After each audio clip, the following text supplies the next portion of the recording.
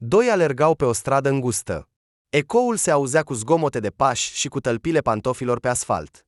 Amândoi se îndreptau într-o singură direcție. Primul s-a întors să se uite, să vadă dacă urmăritorul era departe sau aproape, apoi a accelerat. Maxim încerca să nu își reducă viteza și chiar undeva încerca să-și mărească ritmul.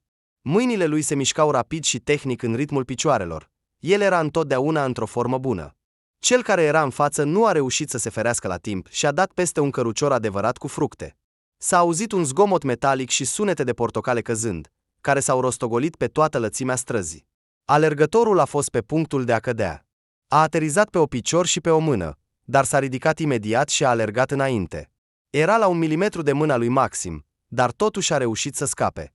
În următoarea clipă, băiatul a virat brusc la dreapta. În aceeași secundă a virat și Maxim, dar acest băiat nebun a reușit să sară într-un camion cu margini mici care tocmai pleca. Maxim a continuat să-l urmărească din toate puterile, până când, deodată, chiar în fața lui, a ieșit pe trotineta un băiat de 10 ani. Maxim a reacționat la timp, a reușit să se ferească, s-a rostogolit pe asfalt. "Îmi pare rău, dar tu alergi în locuri interzise", a spus băiatul și, văzând cum Maxim începe să se ridice, a plecat mai departe. Între timp, Maxim s-a ridicat și, ținându-și mâinile pe genunchi, și-a reglat respirația. Corpul său elibera o nouă porție de căldură. Spatele, pieptul și fruntea erau acoperite de transpirație. Maxim și-a trecut mâna pe frunte și a tușit. Nu mai alergase de mult timp pe distanțe atât de mari cu o viteză atât de mare. Era puțin supărat că nu reușise să prindă omul care ducea o viață nu tocmai legală. Drept în picioare, Maxim a început să meargă spre mașina lui. Complicele uneia dintre grupările periculoase reușise din nou să rămână neprins. După ce a parcurs 2 kilometri, Maxim a virat la stânga. Picioarele se simțeau ca niște arcuri. După 10 minute de alergare continuă, ele începuseră să se umple cu acid lactic. Maxim a tușit din nou. În cele din urmă, ajungând la mașina lui, a deschis ușa și s-a așezat pe scaunul șoferului. Maxim încă mai făcea uneori respirații adânci. Frecându-și fruntea, parcă voia să șteargă eșecul de astăzi. "Iată, dracului, câinele a scăpat", a blestemat băiatul. Privirea lui a căzut pe mâneca cămășii murdare. "Dracului, abia am cumpărat-o ieri", s-a revoltat Maxim. Și cum a spus asta, în aceeași secundă cineva l-a prins din spate de gât și i-a pus la tâmplă ceva tare și rece. Maxim a realizat că era o armă.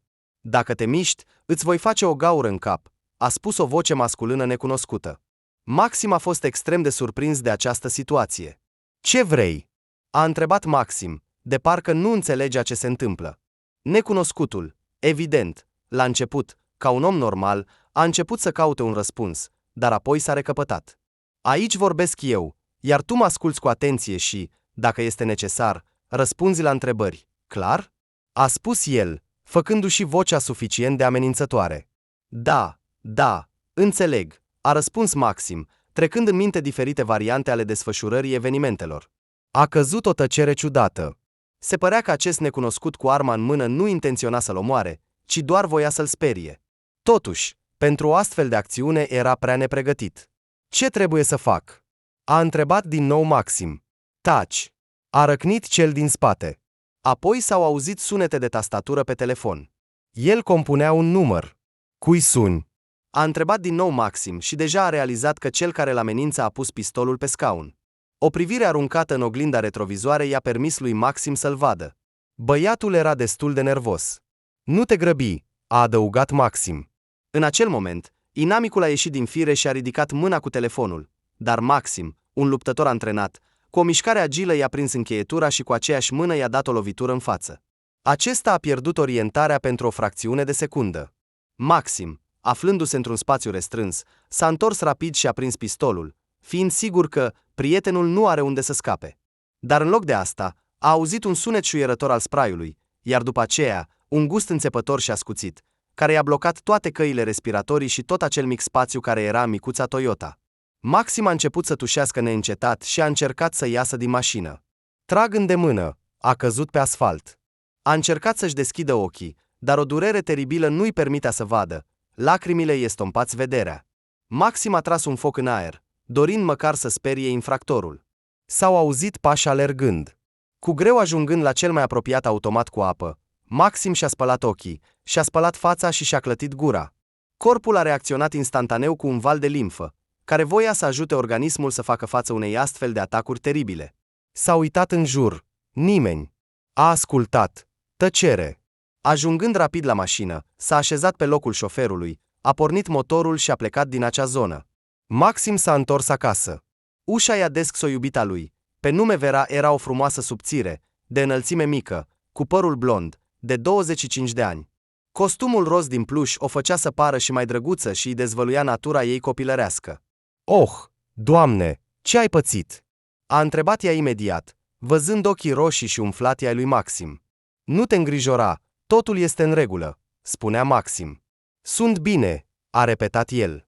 "Văd," a răspuns Vera, examinându-i aspectul murdar și șifonat. "Ce s-a întâmplat de data aceasta?" a întrebat ea, ajutându-le să-și scoată cămașa. "Ah, așa, nimic. Un nou prost s-a jucat cu spraiul," a spus Maxim.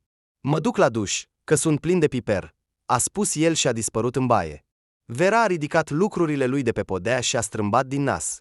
Mirosul de praf, transpirație și piper era, să spunem așa, nu foarte plăcut. "Oare așa va fi mereu?" a spus ea cu voce tare, aruncând hainele murdare în coș.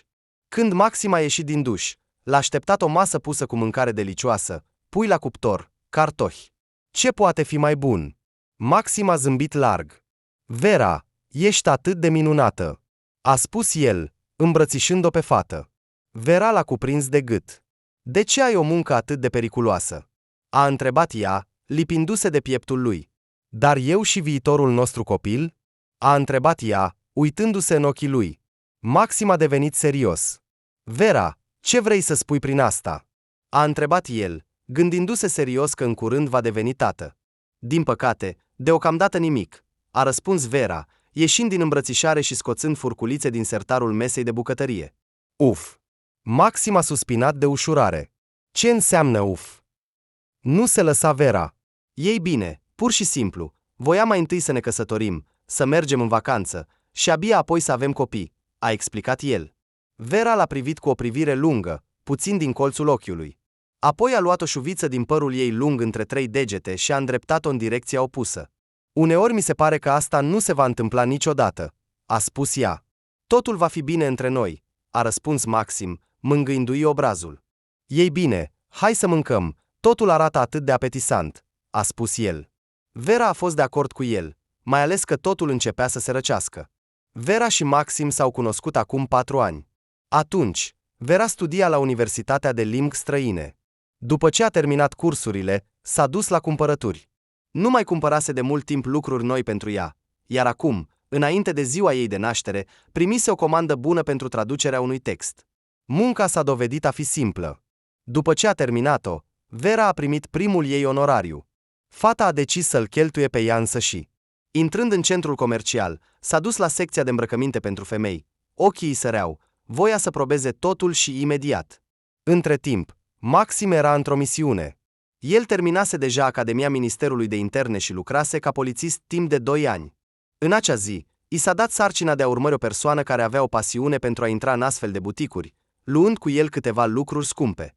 Și iată că Vera, umplându-se cu emoții pozitive de la cumpărături, cu numeroase pungi și achiziții noi, se îndrepta spre ieșire. Maxim era în aceeași magazin. El o urmărea pe presupusa hoată fără să fie observat. Polițistul era sigur că a văzut cum acesta a intrat în cabină cu un anumit număr de lucruri și a ieșit cu altul. Presupusul hoț se îndrepta și el spre uși. În acel moment, Maxim a decis că acesta se pregătește să scape din nou. Așa că a alergat după el. Dar acel bărbat nu era ușor de prins. A realizat că era urmărit. Decizând să distragă atenția, necunoscutul s-a apropiat de Vera cu pungile în mână și i-a oferit ajutorul. La prima vedere, părea o persoană foarte plăcută. Lăsa o impresie bună. Vera, gândindu-se puțin, a fost de acord. Evident, nu era împotriva de a face o nouă cunoștință. Văzând asta, Maxim s-a apropiat de Vera din dreapta și nu a putut să se gândească la nimic altceva decât să-i ofere ajutorul său. Vera a refuzat-o politicos, căci un singur ajutor era suficient. Totuși, Maxim a început să insiste, iar fata i-a refuzat din nou. "Îți mulțumesc, dar cred că ne descurcăm singuri," a spus ea, însoțind cuvintele cu un zâmbet. "Totuși, insist," a spus Maxim și a apucat mânerele pungilor din mâna fetei. Vera nu a fost mulțumită de asta. A apucat mai bine pungile și le-a tras spre ea. Maxim a început să zâmbească prostesc, dar nu avea de gând să le lase. În acel moment, băiatul care i-a oferit ajutorul Verei a început să se uite în jur în căutarea unei căi de ieșire. Maxim a observat asta și, trecând pe lângă Vera, a apucat cu cealaltă mână încheietura băiatului. Imaginea părea foarte interesantă. 3 oameni formau un cerc dintr-un motiv oarecare. Ce se întâmplă? Ce faceți? A întrebat Vera, adresându-se polițistului. Atunci Maxim a privit direct în ochii hoțului. Acesta îl privea impasibil câteva secunde, apoi a sărit brusc într-o parte. Totuși, polițistul l-a ținut bine de încheieturi. Vera a strigat. Hoțul a tras din nou mâna, încercând să scape. Și din nou nu a reușit. Atunci nu a găsit nimic mai bun de făcut decât să-l lovească pe Maxim cu pungile cu hainele Verei. Oh, Doamne, ce faci? A strigat Vera, care nu înțelegea nimic. Oprește-te imediat, spunea ea, salvând cumpărăturile proaspăt achiziționate. Hoțul continua să-l lovească pe Maxim cu pungile. Din una dintre ele au căzut colanți multicolori și o perucă cu părul roz, visul îndelungat al fetei. Oh, nu! Oprește-te! Aceasta este o piesă scumpă, striga ea, observând cum o grămadă de păr zbura în aer. În cele din urmă, Maxim a reușit să-l prindă pe băiat și să-l pună pe asfalt. A strâns gâtul acestuia cu genunchiul, apoi i-a pus cătușele. Nu am făcut nimic. Te rog, lasă-mă, a strigat hoțul. Voiam doar să ajut tânăra doamnă, continua el să facă apel la milă. Lăsați-l. Nu este vinovat de nimic, spunea Vera, era supărată din cauza cumpărăturilor stricate și, în special, din cauza perucii distruse, despre care visa de atât de mult timp. Te rog, am o familie, un copil mic, continua hoțul să vorbească plângând. Am decis, în sfârșit, să-i fac un cadou soției mele. Lacrimi îi ieșeau din ochi. Taci, a spus Maxim cu o voce de oțel. Dar în aceeași secundă a primit o lovitură în cap. Era Vera, îndurându-se de bărbat. A luat o pungă în care se afla o statuetă destul de grea și a lăsat-o pe capul lui Maxim. A simțit amețeală și a căzut pe asfalt, iar hoțul, profitând de ocazie, a scăpat imediat din strânsoarea lui Maxim și a fugit. După cele întâmplate, Vera s-a speriat, s-a aplecat asupra lui Maxim, examinându-i fața, l-a readus la realitate pe polițist.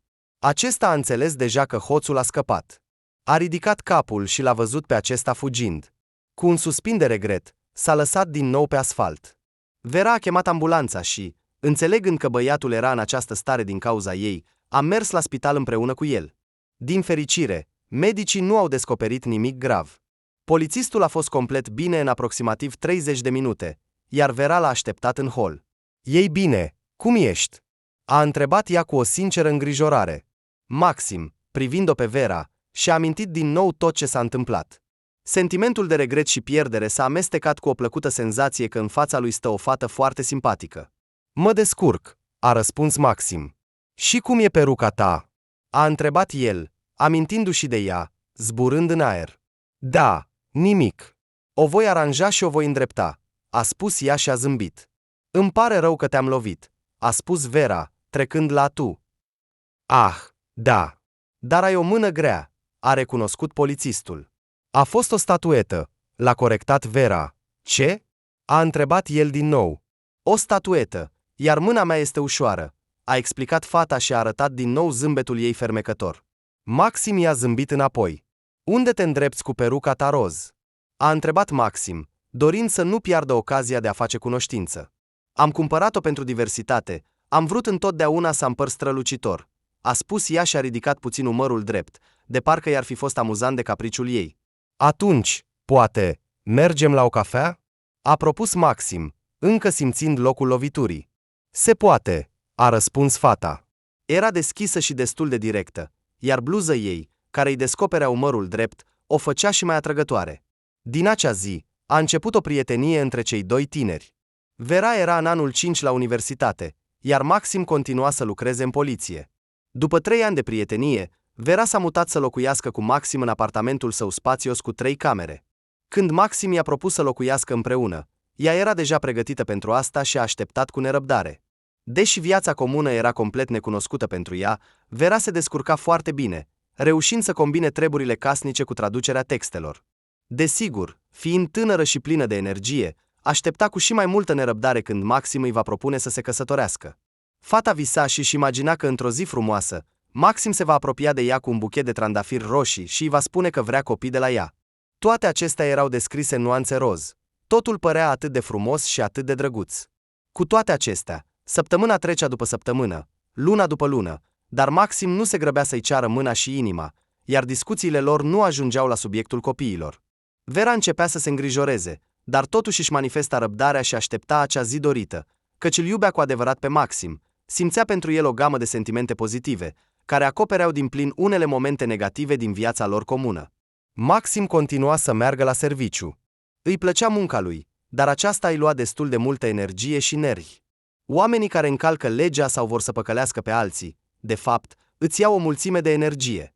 Trebuie să te confrunți în fiecare zi cu mizeria care se varsă asupra ta în timpul zilei de lucru.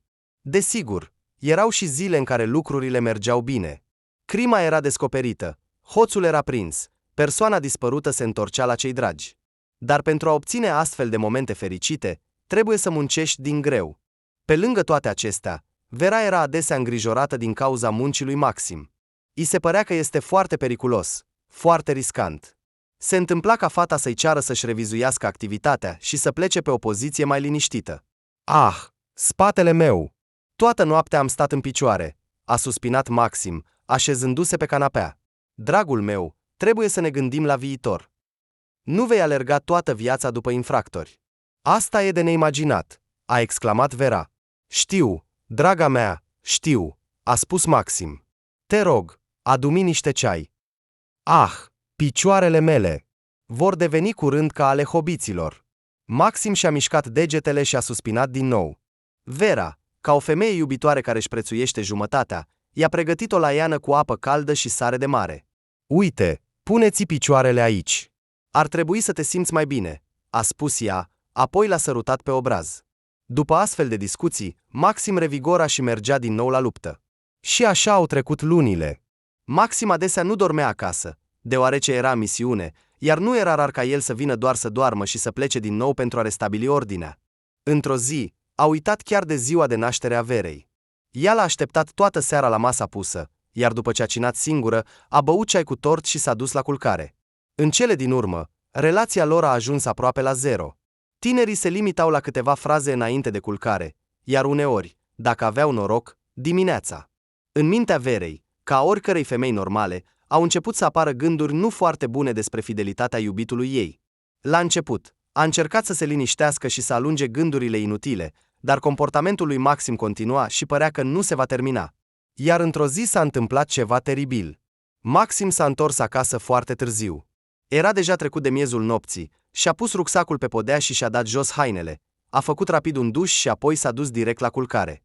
Vera, ca de obicei, era fericită să-l vadă acasă. L-a îmbrățișat și s-a lipit de pieptul lui. Cu toate acestea, Maxim, după un minut, și-a scos destul de rece mâna de sub Vera, s-a întors pe o parte și a început să sfărăie. O durere neplăcută și lipicioasă s-a așezat în pieptul fetei. A început să se simtă insuportabil, trist și melancolic. Se simțea abandonată, părăsită și uitată. În încercările de a adormi, s-a ridicat și s-a dus la bucătărie pentru a bea puțin tinctură de valeriană. O păstra în dulap pentru nopțile fără somn. După ce a turnat în paharul cu apă cantitatea necesară de picături, Vera a băut leacul dintr-o dată și s-a așezat pe o canapea moale. Se gândea la viața ei actuală, la Maxim, la munca lui și la ei doi. Privirea ei a căzut pe rucsac. La început, a respins gândul de a răsfoi lucrurile altcuiva, dar apoi Vera și-a amintit că cu 2 zile în urmă, Maxim luase cu el un recipient cu mâncare pe care ea îl pregătise. "Există un motiv să mă uit înăuntru," s-a gândit fata. Apropiindu-se de rucsac, l-a desfăcut și, după ce a căutat puțin, a scos recipientul cu capac verde. În timpul căutării, Vera nu a observat nimic special, cu excepția unui lucru. În adâncurile rucsacului negru se vedea ceva roz. Vera a tras de un capăt. În câteva secunde, în fața ochilor ei a apărut dantelă. Ochii Verei s-au lărgit. Neputând să se oprească, a scos complet acel obiect. Era un ciorap de damă. Vera și-a strâns buza de jos. Pulsul îi bătea în temples. A fost cuprinsă de căldură. Poate că Maxim voia să mi le ofere? Poate că a uitat pur și simplu. S-a gândit fata și a băgat ciorapii înapoi. Apoi s-a dus din nou la culcare. Cu toate că Vera a început să-și suspecteze logodnicul de infidelitate, dimineața devreme nu a avut curajul să vorbească cu el sau măcar să-l întrebe despre asta. În schimb, a pregătit micul dejun pentru el. Maxim s-a trezit, s-a spălat, s-a îmbrăcat și apoi a spus: Vera, îmi pare rău, dar nu am timp, trebuie să plec. A trântit ușa și a plecat. Vera a rămas pe loc așteptând când îi va oferi Maxim aci cioragi roz strălucitori. Așa a rămas, stând în picioare, încă gândindu-se la ultimele lui cuvinte. Apoi s-a așezat, a înmuiat o cârnat prăjit în ketchup și a trimis-o în gură. Mestecând mecanic, a mâncat micul dejun, apoi a intrat în camera separată, pe care o organizase ca birou de lucru. Numeroasele texte și timpul limitat pentru finalizarea muncii nu-i permiteau Verei să se afunde în gândurile ei. Ziua a trecut destul de repede, iar ceasul a arătat fix 6 seara. Puțin obosită, Vera a trimis poșta și comanda, apoi s-a întors în bucătărie pentru a pregăti cina. În minte îi stătea încă dantela roz. Vera spera că astăzi, cu siguranță, îi va face un cadou. A sunat telefonul. Era Maxim. I-a spus că se apropie de casă și că este groaznic de foame. Da, dragul meu, deja pregătesc ceva delicios pentru noi, a răspuns Vera și a continuat să pregătească o musaca de carne cu brânză și roșii. Când Maxim a intrat în casă, totul era deja gata. Vera a prins chiar și lumânări pentru a crea o atmosferă romantică în casă, dar Maxim era incredibil de epuizat. După ce a luat un duș, el a căzut literalmente fără putere pe canapeaua moale, având pe față un zâmbet slab. Vera a așteptat să vadă ce va spune el despre pregătirile ei, dar Maxim părea că nu observă nimic. Vera i-a pus o porție de mâncare caldă, care încă abura. Tânărul i-a dorit poftă bună și a început să mănânce în tăcere. Vera a decis că trebuie să-i permită să mănânce liniștit, să se odihnească, iar apoi să aștepte cadourile. Așa a și făcut. Vera mânca, îi povestea lui Maxim despre ziua ei, iar când, în sfârșit, l-a văzut pe Maxim întins pe spătarul canapelei, l-a privit jucăuș în ochi. Nu vrei să-mi spui nimic?" l-a întrebat ea, ca o pisicuță bâlândă. Să spun?" a repetat Maxim, încercând să înțeleagă ce așteaptă femeia de la el. Da, a dat ea din cap, făcându-și ochii și mai jucăuși. Maxim, în loc să presupună despre ce ar putea fi vorba, s-a dat puțin înapoi și a privit în jos, tăcut. Vera a așteptat câteva secunde. Apoi, neputând să se abțină, a întrebat: Dar tu nu vrei să-mi oferi un cadou, nu?" a spus ea seducător, mișcându-și umerii. Maxim a tăcut în continuare, iar apoi, ca și cum și-ar fi amintit ceva, a început să se scuze. Vera, soarele meu, iartă-mă, am fost atât de ocupat. Dar tu ai ziua ta de naștere astăzi, frumoasa mea. A terminat el, ștergând zâmbetul prostesc de pe fața lui. Dar tu ai iarna, a spus el. Exact, iarna, a răspuns Vera, puțin tensionată, dar apoi s-a umplut din nou de speranță. Ei bine, a spus ea cu un zâmbet. Ei bine, toate sărbătorile sunt încă înainte, a răspuns Maxim, iar puțin mai târziu a adăugat. Sau ai câștigat concursul Miss Toamnă, a încercat el să glumească. Atunci Vera a înțeles pentru prima dată că Maxim omite ceva sau nu vrea să vorbească. Dar expresia feței lui Maxim era atât de drăguță și atât de plină de scuze, încât Vera a decis să nu-l mai preseze, ci să aștepte puțin, să observe și să studieze comportamentul lui. Cina s-a apropiat de sfârșit. Mâncarea consistentă și sățioasă l-a relaxat pe băiat. A devenit somnoros și a început să ofteze. Vera îi povestea noutățile ei. Maxim o asculta, dădea din cap, iar apoi s-a ridicat și a plecat să doarmă. La 9:30 seara, Vera stătea singură în bucătărie, fără Maxim și fără cadou. Odată, în luna noiembrie, Maxim a decis în sfârșit să ia o vacanță și să plece în vacanță. Când a aflat despre bilete, Vera a fost în extaz de bucurie. Numai tu, eu și marea, exclamă ea, îmbrățișându-le pe Maxim și sărindu-le pe obraz. Ei bine, desigur, numai tu și eu, a repetat Maxim, strângând-o pe Vera în brațe. Sunt atât de fericită că suntem împreună, a spus fata, strângându-se și mai tare de Maxim. Maxim a vrut să-i răspundă cu aceeași dragoste, dar nu a apucat, pentru că telefonul lui a sunat. A eliberat mâinile și a răspuns la apel alo, a spus el, plecând în baie. Vera a ridicat sprâncenele, pentru că nu mai fusese așa. Nu, desigur, mai fusese. Maxim pleca în altă cameră când era zgomot, dar acum. Inima Verei a sărit din nou, dar fata s-a păstrat calmă. Chiar dacă el are pe altcineva. Vera nu intenționează să se despartă de Maxim fără luptă. După câteva minute, Maxim s-a întors la Vera și a îmbrățișat-o. Buzele lui calde au ajuns pe gâtul ei. Ce plăcut este să fii în brațele lui și cât de înfricoșător este să le pierzi, s-a gândit fata. Când Maxim a ieșit pentru scurt timp, Vera a aruncat o privire în telefonul lui. În lista apelurilor recente era numele Valera, iar în locul avatarului era o fotografie cu o pisică egipteană frumoasă, cu ochi mari și galbeni. Fiara era foarte frumoasă, cel puțin în fotografie. Imaginația Verei i-a sugerat imediat imaginea acelei Valeriu, care avea o pisică atât de frumoasă și îngrijită. Înghițind supărarea, Vera a așteptat întoarcerea lui Maxim, iar ei nu i-a spus nimic. Era prea dureros pentru ea. După 2 zile, cuplul a plecat într-o călătorie. Avionul a decolat, lăsând în urmă case mici și drumuri.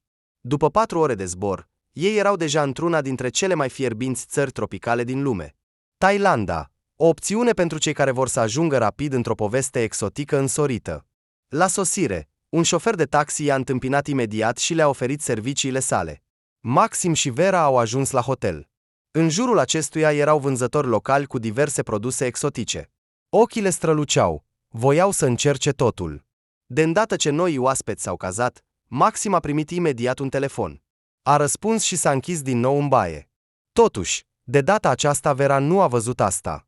Era pe balcon, admirând peisajele locale de la etajul 5. Iată că tinerii stau îmbrățișați, iar copiii se distrează pe toboganele acvatice. Razele soarelui jucau pe fundul celei mai clare piscine, în jurul căreia erau așezate șezlonguri cu umbrele. Ce frumusețe! S-a minunat Vera, apoi s-a întors în cameră. Maxim se bucura deja de poziția orizontală. Vera s-a alăturat imediat lui. Ce plăcut este să stai așa, aproape unul de celălalt, să te atingi, să te gândești la ceva, să visezi. După o mică odihnă, cuplul a plecat la mare. Soarele, fără milă, încălzea nisipul, marea și pe cei care se odihneau. Vera se proteja cu o pălărie cu boruri largi și ochelari de soare. Maxim era, de asemenea, în ochelari și cu o șapcă. În mâini purta măști pentru snorkeling. Înainte de a înota, au decis să se bucure puțin de atmosferă, să stea la o cafenea și să bea câteva băuturi răcoritoare. Maxim s-a uitat în jur și a ocupat o masă în colțul cafenelei. S-a așezat astfel încât să-i vadă pe toți cei care intrau. Vera se bucura de un cocktail de cocos cu un vârf imens de înghețată din frișcă cu ciocolată. Era încântată de gustul său bogat. Maxim a ales o băutură locală, care avea un gust asemănător cu berea obișnuită. Totuși, aici o făceau din boabe speciale după o rețetă specială. Băutura era fără alcool și îmbogățită cu vitamine. Cei doi vorbeau despre ceva, glumeau.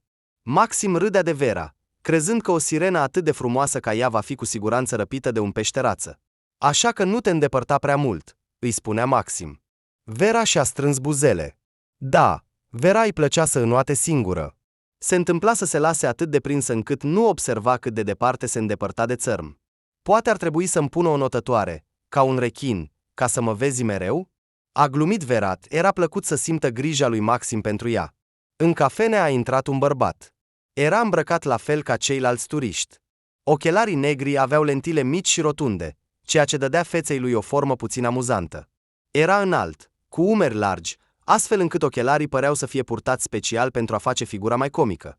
Văzându-le, Maxim s-a animat puțin. Vera a observat că băiatul ei a devenit concentrat. Încercând să nu atragă suspiciuni, a pus ochelarii pe nas, apoi i-a spus Verei că va ieși pentru scurt timp. Fata nu i-a dat importanță. Când Maxim a dispărut în toaletă, după el a plecat un bărbat masiv în ochelari. A trecut deja mult timp. Vera a reușit să-și golească paharul și să mănânce toată înghețata, dar Maxim nu apărea. Plictisită de așteptare, Vera a comandat din nou un cocktail, dar de data aceasta cu un alt gust. Văzând băutura portocalie strălucitoare cu un vârf alb, a fost încântată. Vera a plătit, a luat paharul și s-a întors să se ducă la locul ei. În acel moment, un atlet în ochelari trecea pe lângă ea. Vera s-a ciocnit de el, iar băutura portocalie acum îi împroșca cămașa albă a trecătorului. "Oh, îmi pare rău," a murmurat Vera, observând cum o bucată de frișcă albă alunecă pe pieptul lui umed. Apoi a ridicat privirea, iar pe ea o priveau aceleași lentile mici și rotunde. Vera și-a strâmbat fața într-un zâmbet. Din cauza tensiunii, i s-a zvâcnit obrazul. "Hai să mergem repede," a spus ea, apucându-le de mână. Bărbatul a urmat-o în tăcere. Dă-te jos repede, până nu s-a pătruns, spunea Vera, ridicând cămașa străinului. Hai, ce aștepți? Dă-te jos, spun, a spus ea într-un ton autoritar. Temându-se să nu-și murdărească fața, sau poate îngrijorându-se pentru ochelarii săi, bărbatul s-a conformat și a scos cămașa. Vera a deschis apa și a început să clătească pata cu mișcări rapide. Tot acest timp, bărbatul a stat tăcut, fără să spună un cuvânt. Totul, îmbracă-te, a concluzionat Vera, când pata nu a mai rămas. Fata a trecut de câteva ori cu mâna pe pieptul lui, admirând rezultatul obținut. În acel moment, ușa toaletei s-a deschis și fața lui Maxim a apărut. Vera! A strigat el, neînțelegând ce face iubita lui lângă acest străin. Ce faci aici? A întrebat el și imediat, apucând-o de mână, a dus-o în sala principală. Vera se uita în continuare înapoi, privind străinul cu o față indiferentă și o pată umedă pe cămașă. Îți voi explica totul, a spus Vera, realizând cât de ridicol arăta în acel moment. El ar fi putut să te răpească. Ar fi putut să te ia, în cele din urmă, spunea Maxim, mergând cu Vera pe nisipul alb. Am vărsat cocktailul meu pe el. Așa că am decis să repar totul, ducându-le în toaletă, a spus Vera. Maxim, fără să spună nimic, o privea pe fată. Pe spatele lui au alergat furnicile. Hai să ne îndepărtăm de aici, a spus Maxim, apucând-o mai tare de mână. Maxim și Vera s-au îndepărtat de restul turiștilor. O plajă mică era acoperită de vegetație densă. Maxim nu dorea ca bărbatul umed să-i vadă. Apa caldă a mării îi încânta trupul. Thailanda, un rai accesibil pentru turiști. Vera s-a scufundat în apă. Masca pe care i-a dat-o Maxim s-a dovedit a fi foarte confortabilă. Fata a început să exploreze fundul mării. Totuși, lumea subacvatică impresionantă cu culorile sale strălucitoare și formele neobișnuite. Apa îi mângâia trupul. Locuitorii mării îi ofereau noi impresii. Nisipul fierbinte îi încălzea corpul. Cuplul s-a întors abia la sfârșitul prânzului. Corpul simțea o oboseală plăcută, iar stomacul, o foame plăcută.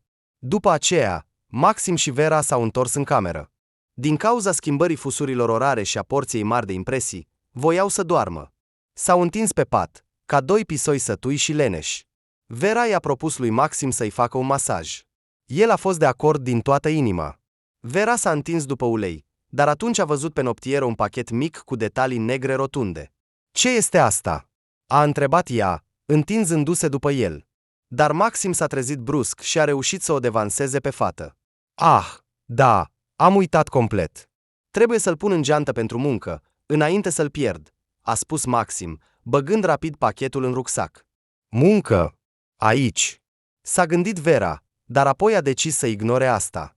Până la urmă, erau împreună, iar asta era cel mai important. Odată cu venirea serii, tinerii au plecat din nou la plimbare.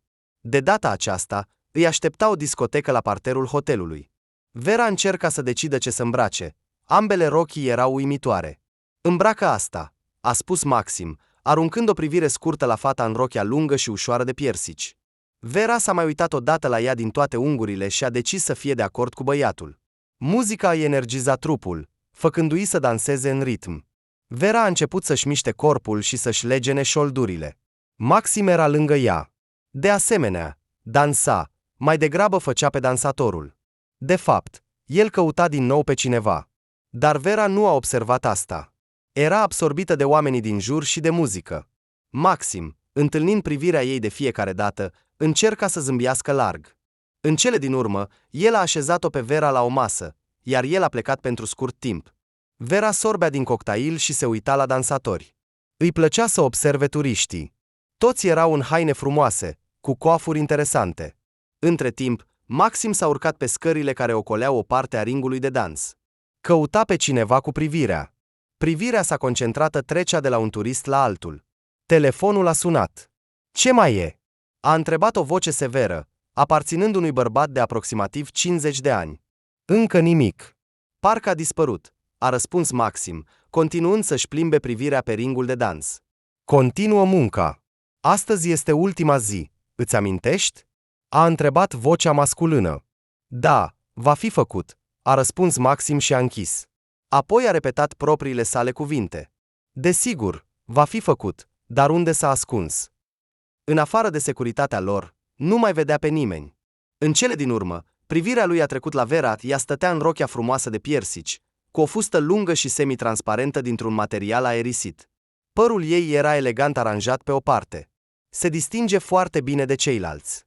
Mânuța mică de pe încheietura subțire a dus un pahar cu cocktail la gură. Buzele pline au învăluit paiul. Ea este adorabilă, s-a gândit Maxim. Dar iată că a apărut și un partener pentru fată. Un bărbat înalt în sacou s-a așezat lângă ea. A întrebat ceva, iar Vera, zâmbind drăguț, i-a spus ceva înapoi. Dar bărbatul, ca și cum întâmplător, a trecut cu privirea peste ringul de dans, apoi a ridicat privirea mai sus, spre balcon. Maxim a reușit să observe asta la timp și s-a așezat în genunchi. Între balustradă putea observa ce se întâmplă jos. Străinul a continuat conversația cu Vera. Nu cumva o fată atât de fermecătoare este complet singură aici? Cred că ar trebui să-ți fac companie, ca să nu te simți atât de singură, spunea bărbatul, făcându-se că este un adevărat Mao. Ce naiba? A scăpat din gura lui Maxim, care încă observa din spatele balustradei. Nu sunt deloc singură. Sunt cu prietenul meu, a răspuns Vera. Maxim a văzut cum ea deja îl căuta cu privirea și începea să se îngrijoreze puțin. Și într-adevăr, cum am putut să cred că o astfel de frumusețe nu are protecție? A râs el intenționat și a ridicat din nou privirea în sus. De data aceasta, l-a văzut pe Maxim, care încerca să coboare în mod discret. Se părea că bărbatul era confuz, dar situația a fost salvată de o persoană strălucitoare, care, după ce a consumat puțin alcool, l-a apucat efectiv de cravată și l-a dus cu ea în centrul sălii. Vera a suspinat de ușurare, deși continua să zâmbească amândurora. Apoi cineva a apucat-o de mână. Fata a sărit. Era Maxim. Era îngrijorat de ceva. Să plecăm de aici, a spus el, ridicând-o pe Vera de pe locul confortabil. Ce? De ce? A întrebat Vera indignată și avea dreptate, pentru că veniseră aici de foarte puțin timp și mai ales nu mai fuseseră de mult timp în astfel de locuri. Pleacă, îți voi explica totul mai târziu, a spus Maxim, ducând-o pe Vera cu el. Se părea că se ascundea de cineva. Ce s-a întâmplat, Maxim? Ce se întâmplă cu secretele? Nu înțelegea fata. Apoi, pe calea ei, a apărut o oglindă mare. Atenția Verei s-a concentrat imediat asupra reflecției sale. Ne-am odihnit deja destul de mult astăzi, așa că hai să mergem în cameră și să petrecem această seară doar noi doi, a spus Maxim, făcând o față stupidă. Fața Verei s-a schimbat. A apărut un zâmbet de anticipare și o scânteie jucăușă în ochi. Ea l-a apucat pe Maxim de mână și au plecat în sus. Pe drum, Maxim se întorcea discret și se uita înapoi, asigurându-se că nu au pe cineva în urma lor. Când cei doi au intrat în cameră, Maxim continua să se comporte ca un bărbat grijuliu și galant, care doar visează să fie singur cu iubita sa. Totuși, în următoarea clipă, în cameră a intrat o femeie în uniformă. Se dovedea a fi un maseur profesionist. Da, Maxim s-a gândit dinainte la asta. Vera, mulțumită că trupul ei va fi masat timp de o oră și jumătate, s-a dus cu bucurie să se schimbe, iar Maxim, între timp, s-a închis în cameră, pretinzând că vrea să se odihnească puțin. De fapt, în timp ce Vera primea un masaj uimitor, Maxim a ieșit cu grijă în coridor. Astăzi este ultima zi, iar asta înseamnă că trebuie să se străduiască să îndeplinească sarcina. Cu mare precauție și atenție, Maxim l-a găsit pe omul de care avea nevoie. Pe acel bărbat în sacou care vorbea cu Vera, el dansa în continuare cu o femeie, apoi ceva l-a îngrijorat. A început să se uite în jur, iar apoi a plecat pe scările care duceau la camerele hotelului. Maxim s-a ascuns într-un loc foarte avantajos. Era neobservabil și neinteresant pentru nimeni, deoarece era un mic dulap cu diverse ustensile de curățenie. Totuși, din el se putea vedea foarte bine ce se întâmpla în coridor. Bărbatul în sacou mergea direct pe coridorul care separa camerele de cazare, apoi s-a oprit în fața uneia dintre ele. Înainte de a introduce cheia, s-a uitat în jur. În acel moment, Maxim, care stătea în dulap, încerca să scape de senzația de mâncărime din nas. Era groaznic de mâncărime, dar se ținea cu toate puterile. Bărbatul a introdus cheia cardului și a intrat înăuntru. Maxim a sărit imediat după el. S-a oprit în fața ușii, care era pe cale să se închidă. Dar băiatul a reușit să introducă o sârmă în încuietoare, care a împiedicat funcționarea normală a acesteia. Apoi s-a ascuns din nou în dulap. De data aceasta, nu a fost atât de silențios pe cât și-ar fi dorit. Maxim a călcat pe o mătură, care l-a lovit puternic în frunte. Corpul a reacționat, iar Maxim a ridicat pumnul, care a lovit o găleată de metal. A răsunat un zgomot. Maxim a închis ochii, crezând că acum cu siguranță l-a observat. Bărbatul în sacou a ieșit imediat în coridor și a început să se uite în jur. Privirea lui a căzut imediat pe dulapul în care se afla Maxim. S-a apropiat și a întins mâna pentru a deschide ușa, dar în acel moment a auzit vocea acelei femei care nu voia să-l lase să plece de pe ringul de dans. S-a grăbit și a intrat din nou în cameră. Maxim a respirat ușurat. Aproape o oră, polițistul a stat în dulapul strâmt, cu picioarele ușor îndoite. A așteptat să iasă acel bărbat din cameră.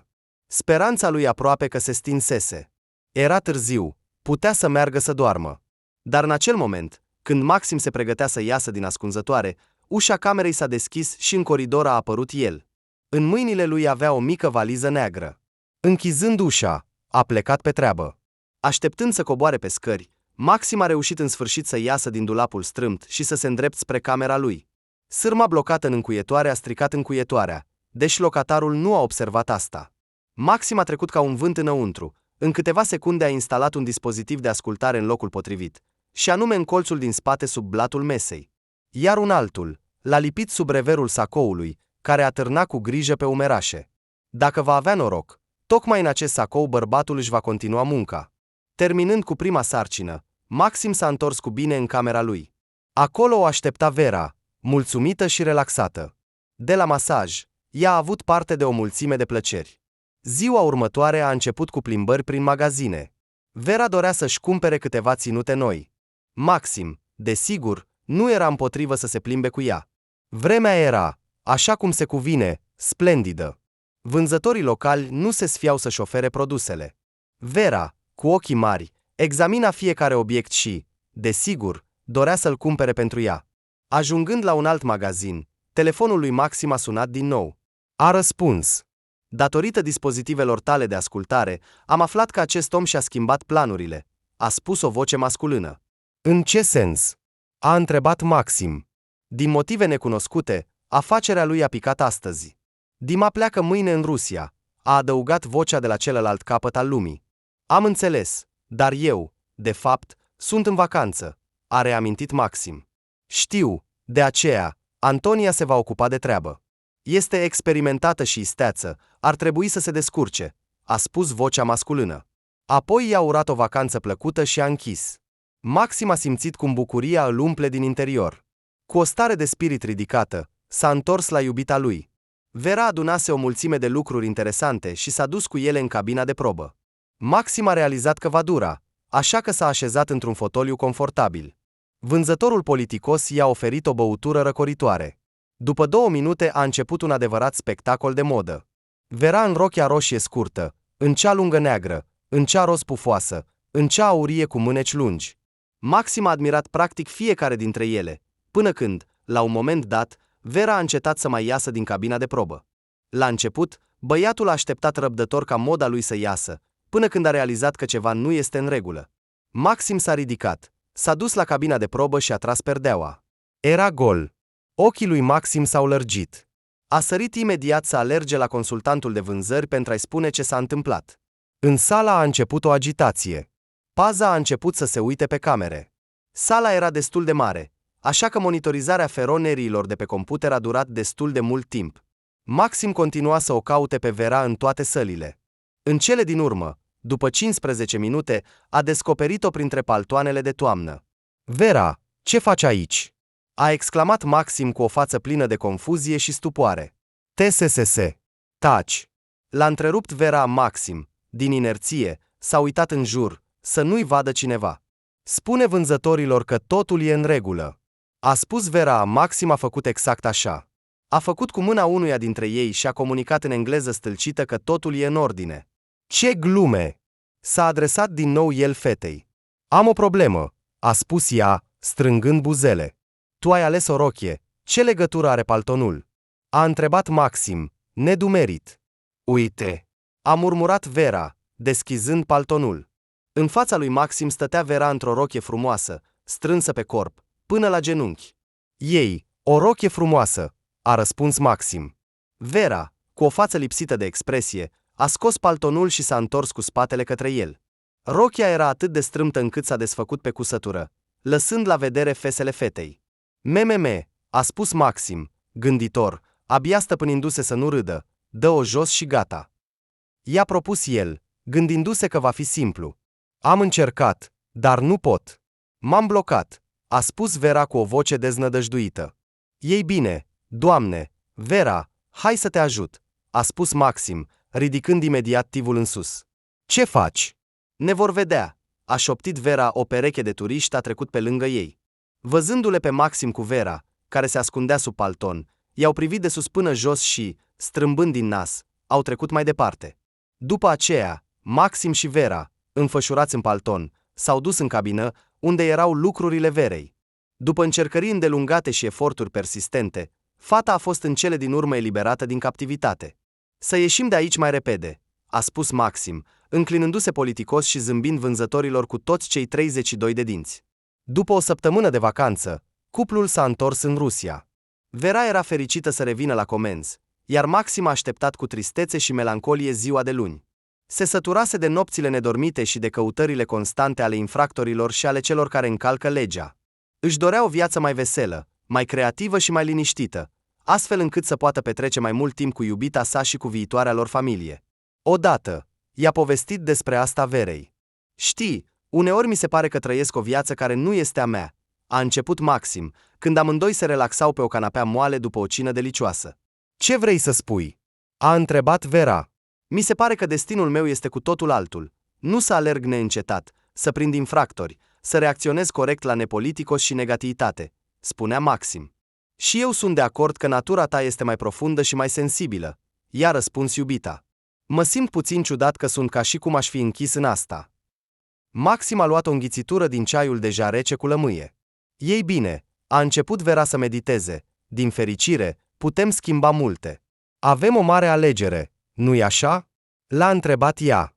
Da, există o alegere, dar totuși suntem constrânși în limite stricte.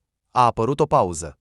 Iată, de exemplu, eu nu pot deveni femeie mâine, sau tu bărbat, a declarat brusc Maxim. Ce? Vera a izbucnit în râs. De ce un astfel de exemplu? S-a mirat ea. Ei bine, acesta este cel mai strident exemplu al limitelor noastre stricte, a răspuns băiatul cu calm. Maxim, ești extrem de extrem. Se pare că ai nevoie din nou de o pauză, a spus Vera și l-a sărutat pe buze. Asta spun și eu, a adăugat el. A început viața obișnuită. Vacanța într-o țară caldă a rămas undeva departe în trecut. Treburile și obligațiile cotidiene îi consumau pe tineri cu totul și trăiau împreună zi de zi. Vera continua să primească comenzi și lucra la calitatea muncii sale. Recent a încheiat un contract cu o altă firmă, iar volumul de muncă a crescut. Dar asta nu o speria pe Vera, dimpotrivă. Era fericită că nu trebuie să stea degeaba și să aștepte întoarcerea soțului. În cele din urmă, ea trăia viața ei. Maxim, din ce în ce mai mult, se adâncea în muncă. A început din nou să se întoarcă acasă fără putere, să lucreze în weekenduri. De asemenea, uita să sune înapoi când promitea și adesea nu răspundea la apeluri. Gândurile că Maxim avea pe altcineva au început din nou să-i umple mintea Verei. I s-a părut că viața lor comună din nou, puțin câte puțin, ajunge într-un impas. Amândoi erau atât de absorbiți de muncă încât nu mai aveau putere să comunice unul cu celălalt. Fetei era trist și supărat. Odată, prietenii lor comunii i-au invitat la o petrecere în cinstea logodnei. Vera a fost foarte fericită să primească invitația, mai ales că o considera un semn că în curând va fi și sărbătoare pe strada lor. Vera și Maxim se pregăteau pentru sărbătoare. Vera a purtat cea mai bună rochie a ei. Era sigură că fetele vor fi invidioase. O mică fermoar care era pe spate nu se deschidea deloc sub degetele Verei. Atunci fata a decis să ceară ajutorul iubitului ei. Dragul a întins mâna, deschizând ușa băii. În acel moment, Maxim, care se afla acolo, a uitat să închidă ușa după el. Auziți vocea Verei și scârțâitul ușii, a început să ascundă ceva cu mișcări rapide. O mulțime de accesorii mici, cutii și capacete au căzut pe podea. Ce faci aici? A întrebat Vera cu un zâmbet, fără să bănuiască nimic. Maxim, confuz, nu a găsit nimic mai bun decât să o împingă pe Vera afară și să închidă ușa. Hei, ce e asta? A spus ea, supărată. Un minut, am o mică problemă, a mințit Maxim, adunând în geantă tot ce căzuse pe podea. Sunt pe drum, așteaptă puțin, spunea Maxim, pe care l-a cuprins o roșeață. După un minut, el a deschis ușa. Pe fața lui era un zâmbet. Ochii îi străluceau neobișnuit. Ce ai acolo? A întrebat el cu o voce nefirească. Se făcea că nu s-a întâmplat nimic. Vera l-a observat, dar nu putea înțelege nimic deocamdată. Dar nu ai putea să mă ajuți? A spus ea, zâmbind ciudat și întorcându-se cu spatele. Ah, da, desigur. A răspuns Maxim și a început să închidă fermoarul. Când totul a fost gata, Vera s-a întors către el și, luându-i palmele, le-a sărutat. Un miros ciudat de cosmetice i-a atras atenția. Ce este asta? A întrebat ea, uitându-se la mâinile lui. Vârfurile degetelor mâinii drepte erau evident murdărite cu ceva. Ah, da, este fond de ten, a recunoscut Maxim, clipind cu ochii mari. Fond de ten? Nu a crezut Vera. De ce? A întrebat ea râzând. Nu pot să mă uit la cearcănele de sub ochi, i-a răspuns Maxim. Arăt ca un demon, a adăugat el, uitându-se la el în oglindă. Vera a râs din nou.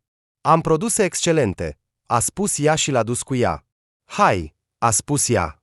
Mai bine adu-le aici, aici este mult mai bine iluminat, i-a răspuns Maxim, ceea ce a surprins-o foarte mult.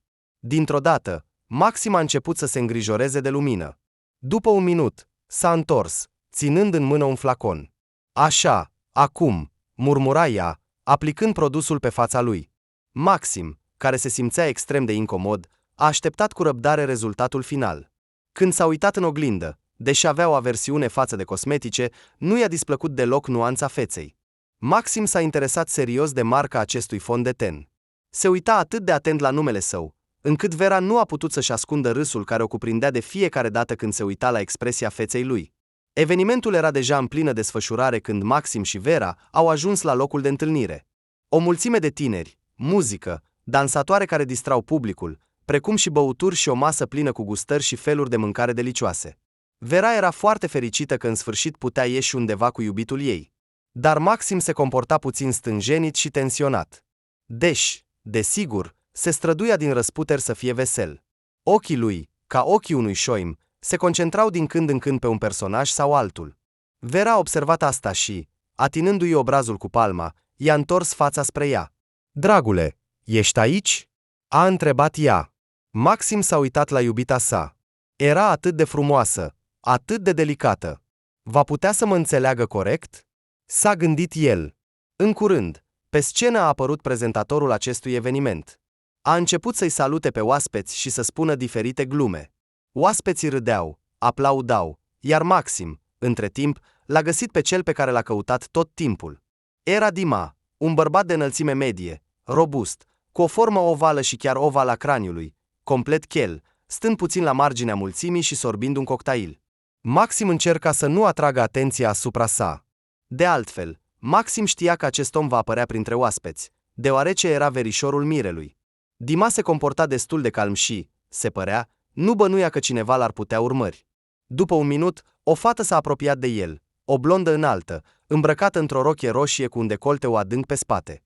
Era cu un cap mai înalt decât el, dar pe amândoi nu-i deranja deloc. Dima i-a pus palma pe talie și puțin mai jos. Ea s-a aplecat spre el, ca și cum ar vrea să-l sărute, dar a șoptit ceva la urechea lui. Maxim a continuat să observe. Aici a sunat telefonul. Max, salut! Ești deja la curent? Da, că Dima este la același eveniment cu tine? A întrebat o voce masculină. Maxim a răspuns, da. Nu trebuie să-l pierdem, știi cum trebuie să acționăm, a spus vocea, apoi a închis telefonul. Maxim a dus un pahar cu suc de portocale la gură, tot timpul nefiind atent la Dima să ne familiarizăm mai bine cu el. Dima era proprietarul unei firme de construcții care a crescut în jurul său câteva filiale în diferite orașe. Având un flux constant de bani, a reușit să devină deputat. Îndeplinind cu succes obligațiile, a început treptat să-și extindă cercul de competențe. Dar, în ultima vreme, Dima a fost din ce în ce mai atras de latura umbrită a afacerii. În timp ce își întărea interesele în acest domeniu ciudat, în orașe au început să dispară din ce în ce mai mulți tineri puternici. Mult timp nimeni nu a putut înțelege unde dispar oamenii, până când, într-o zi, la poliție a sunat unul dintre acești tineri, care nu știa unde se află. El putea spune doar că sunt instruiți în arte marțiale, hrăniți cu mâncare specială și că li se fac injecții cu o substanță necunoscută. Dima, pe de altă parte, era curat ca sticla. La orice întrebare avea un alibi solid. Firma sa desfășura o activitate deschisă cu o contabilitate transparentă. Autoritățile locale nu puteau să-l atingă în niciun fel, dar bărbații continuau să dispară, Și atunci s-a decis să se creeze un departament secret special care să poată, în sfârșit, să dezvăluie acest mister. Maxim a înțeles ce voia șeful său. Băgându-și mâna în buzunar, a verificat dacă aparatele de ascultare și supraveghere sunt la locul lor. Acum Maxim trebuia să se apropie de Dima și să instaleze un microdispozitiv capabil să înregistreze audio pentru a transmite informații pe computer sau telefon. Maxim s-a uitat în jur. Vera și-a găsit interlocutoare și vorbea cu ele, stând pe unul dintre scaune. Un chelner a trecut pe lângă ei. Tava lui era plină de vase murdare. Maxim s-a dus după el. Întorcându-se după colț, a ajuns într-o mare bucătărie, unde, de fapt, se preparau mâncăruri și se spălau vase. Maxim a realizat rapid ce și cum și, luând o jachetă neagră liberă, a îmbrăcat-o peste el. Apoi a pus un prosop pe braț și a luat tava în mâini. În timp ce se gândea ce să le aducă oaspeților, una dintre chelnerițe i-a pus câteva pahare cu vin și o farfurie cu aperitive. "Du-te deja!" a spus ea cu un ton puțin iritat, apoi s-a așezat pe un scaun liber. Maxim a ieșit la oaspeți în toată echiparea. Aruncând o privire asupra oaspeților, l-a văzut din nou pe Dima, el stătea încă lângă blonda. Din fața lui se putea spune că deja era puțin obosit și vrea să meargă la culcare. "Așteaptă puțin," a murmurat Maxim și s-a îndreptat spre el. Înțelegea că cel mai valoros lucru pentru Dima era portofelul său, cu care rar se despărțea. "Nu doriți să beți ceva?" a întrebat Maxim cu un aer de chelner politicos. "Nu," a răspuns scurt Dima, dând din cap. "Dar eu nu refuz," a spus prietena lui și a luat un pahar. Maxim nu se gândea că va refuza. A trebuit să improvizeze. Luând prosopul, a început să șteargă ceva de pe manșeta mâinii care ținea portofelul. Ce se întâmplă?" a întrebat Dima, clar nu-i plăcea ceea ce începea să facă Maxim. "Am observat niște firimituri," a spus chelnerul fals, știind că spune prostii. "Lara, ți-am spus să mănânci cu grijă," a spus el brusc blondei. Aceasta a strâmbat buzele.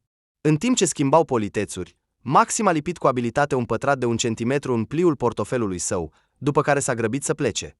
Intrând în bucătărie, a sunat șefului. "Verificați funcționarea," a spus Maxim. "Excelent, totul funcționează," i-a spus șeful. "Vei fi amendat pentru conversația de la locul de muncă," i-a spus direct în ureche cea mai în vârstă dintre chelnerițe. Maxim a închis obedient, apoi s-a întors, neobservat de nimeni, la aspectul său obișnuit. "Oh, iată-te unde, te-am pierdut," a spus Vera, bucurându-se de apariția lui neașteptată. "Da, am întâlnit un cunoscut, ne-am lungit la vorbă despre una și alta," răspundea Maxim, gesticulând cu mâinile și îndulcindu-și minciuna cu un zâmbet. "Aici e distractiv.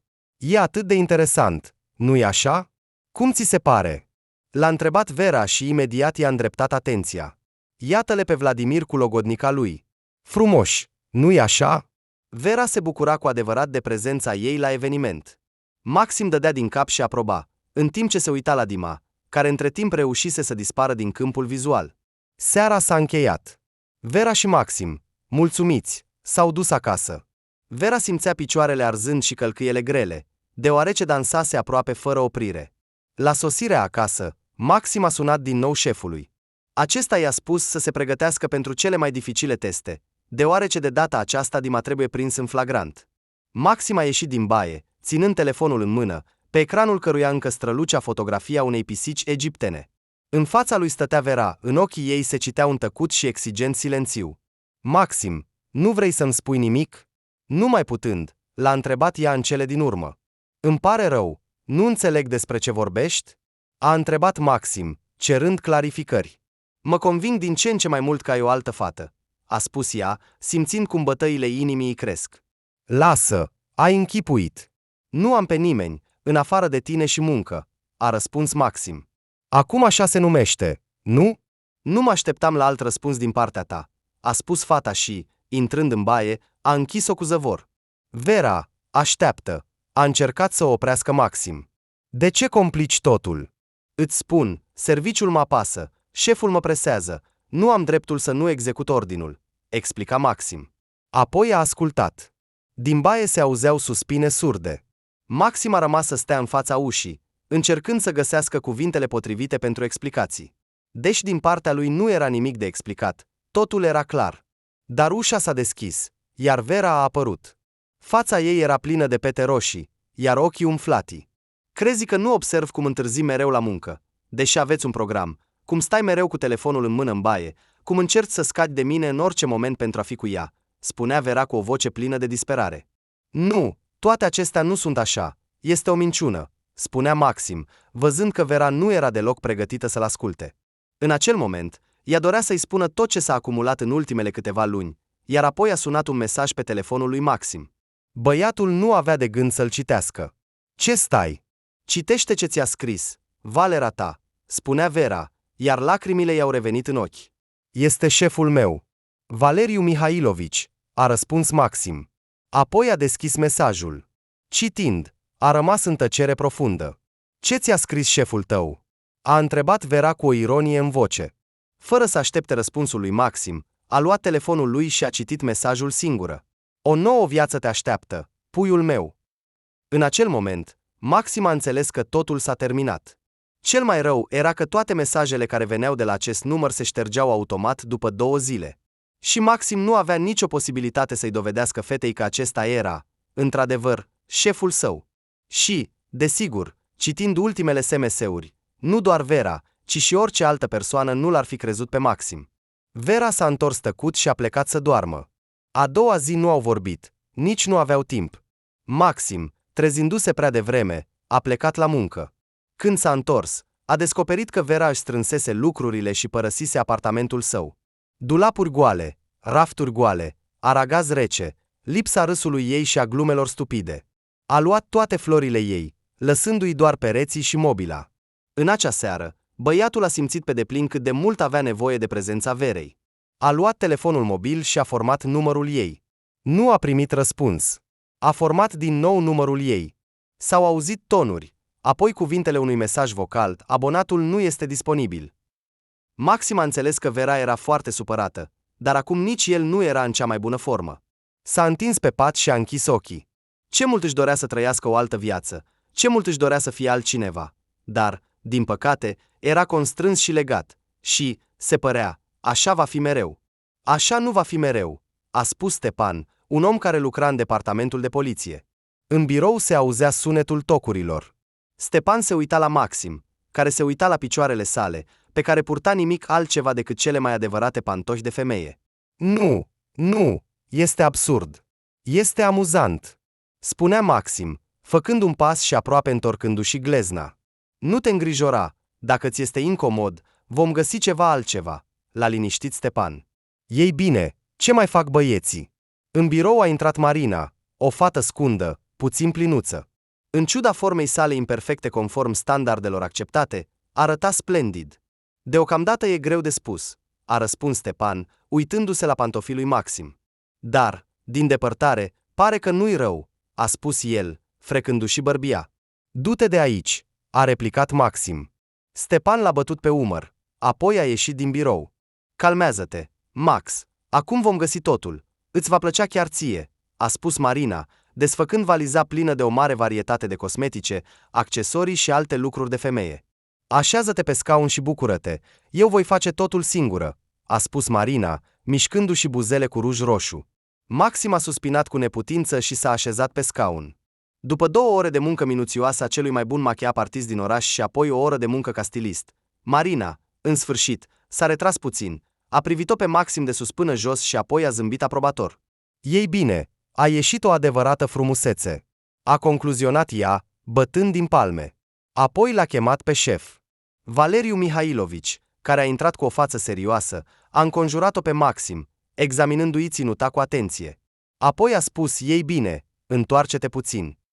Maxim, făcând o față nemulțumită, s-a întors în jurul său. Mergi puțin. Maxim a mers înainte și înapoi.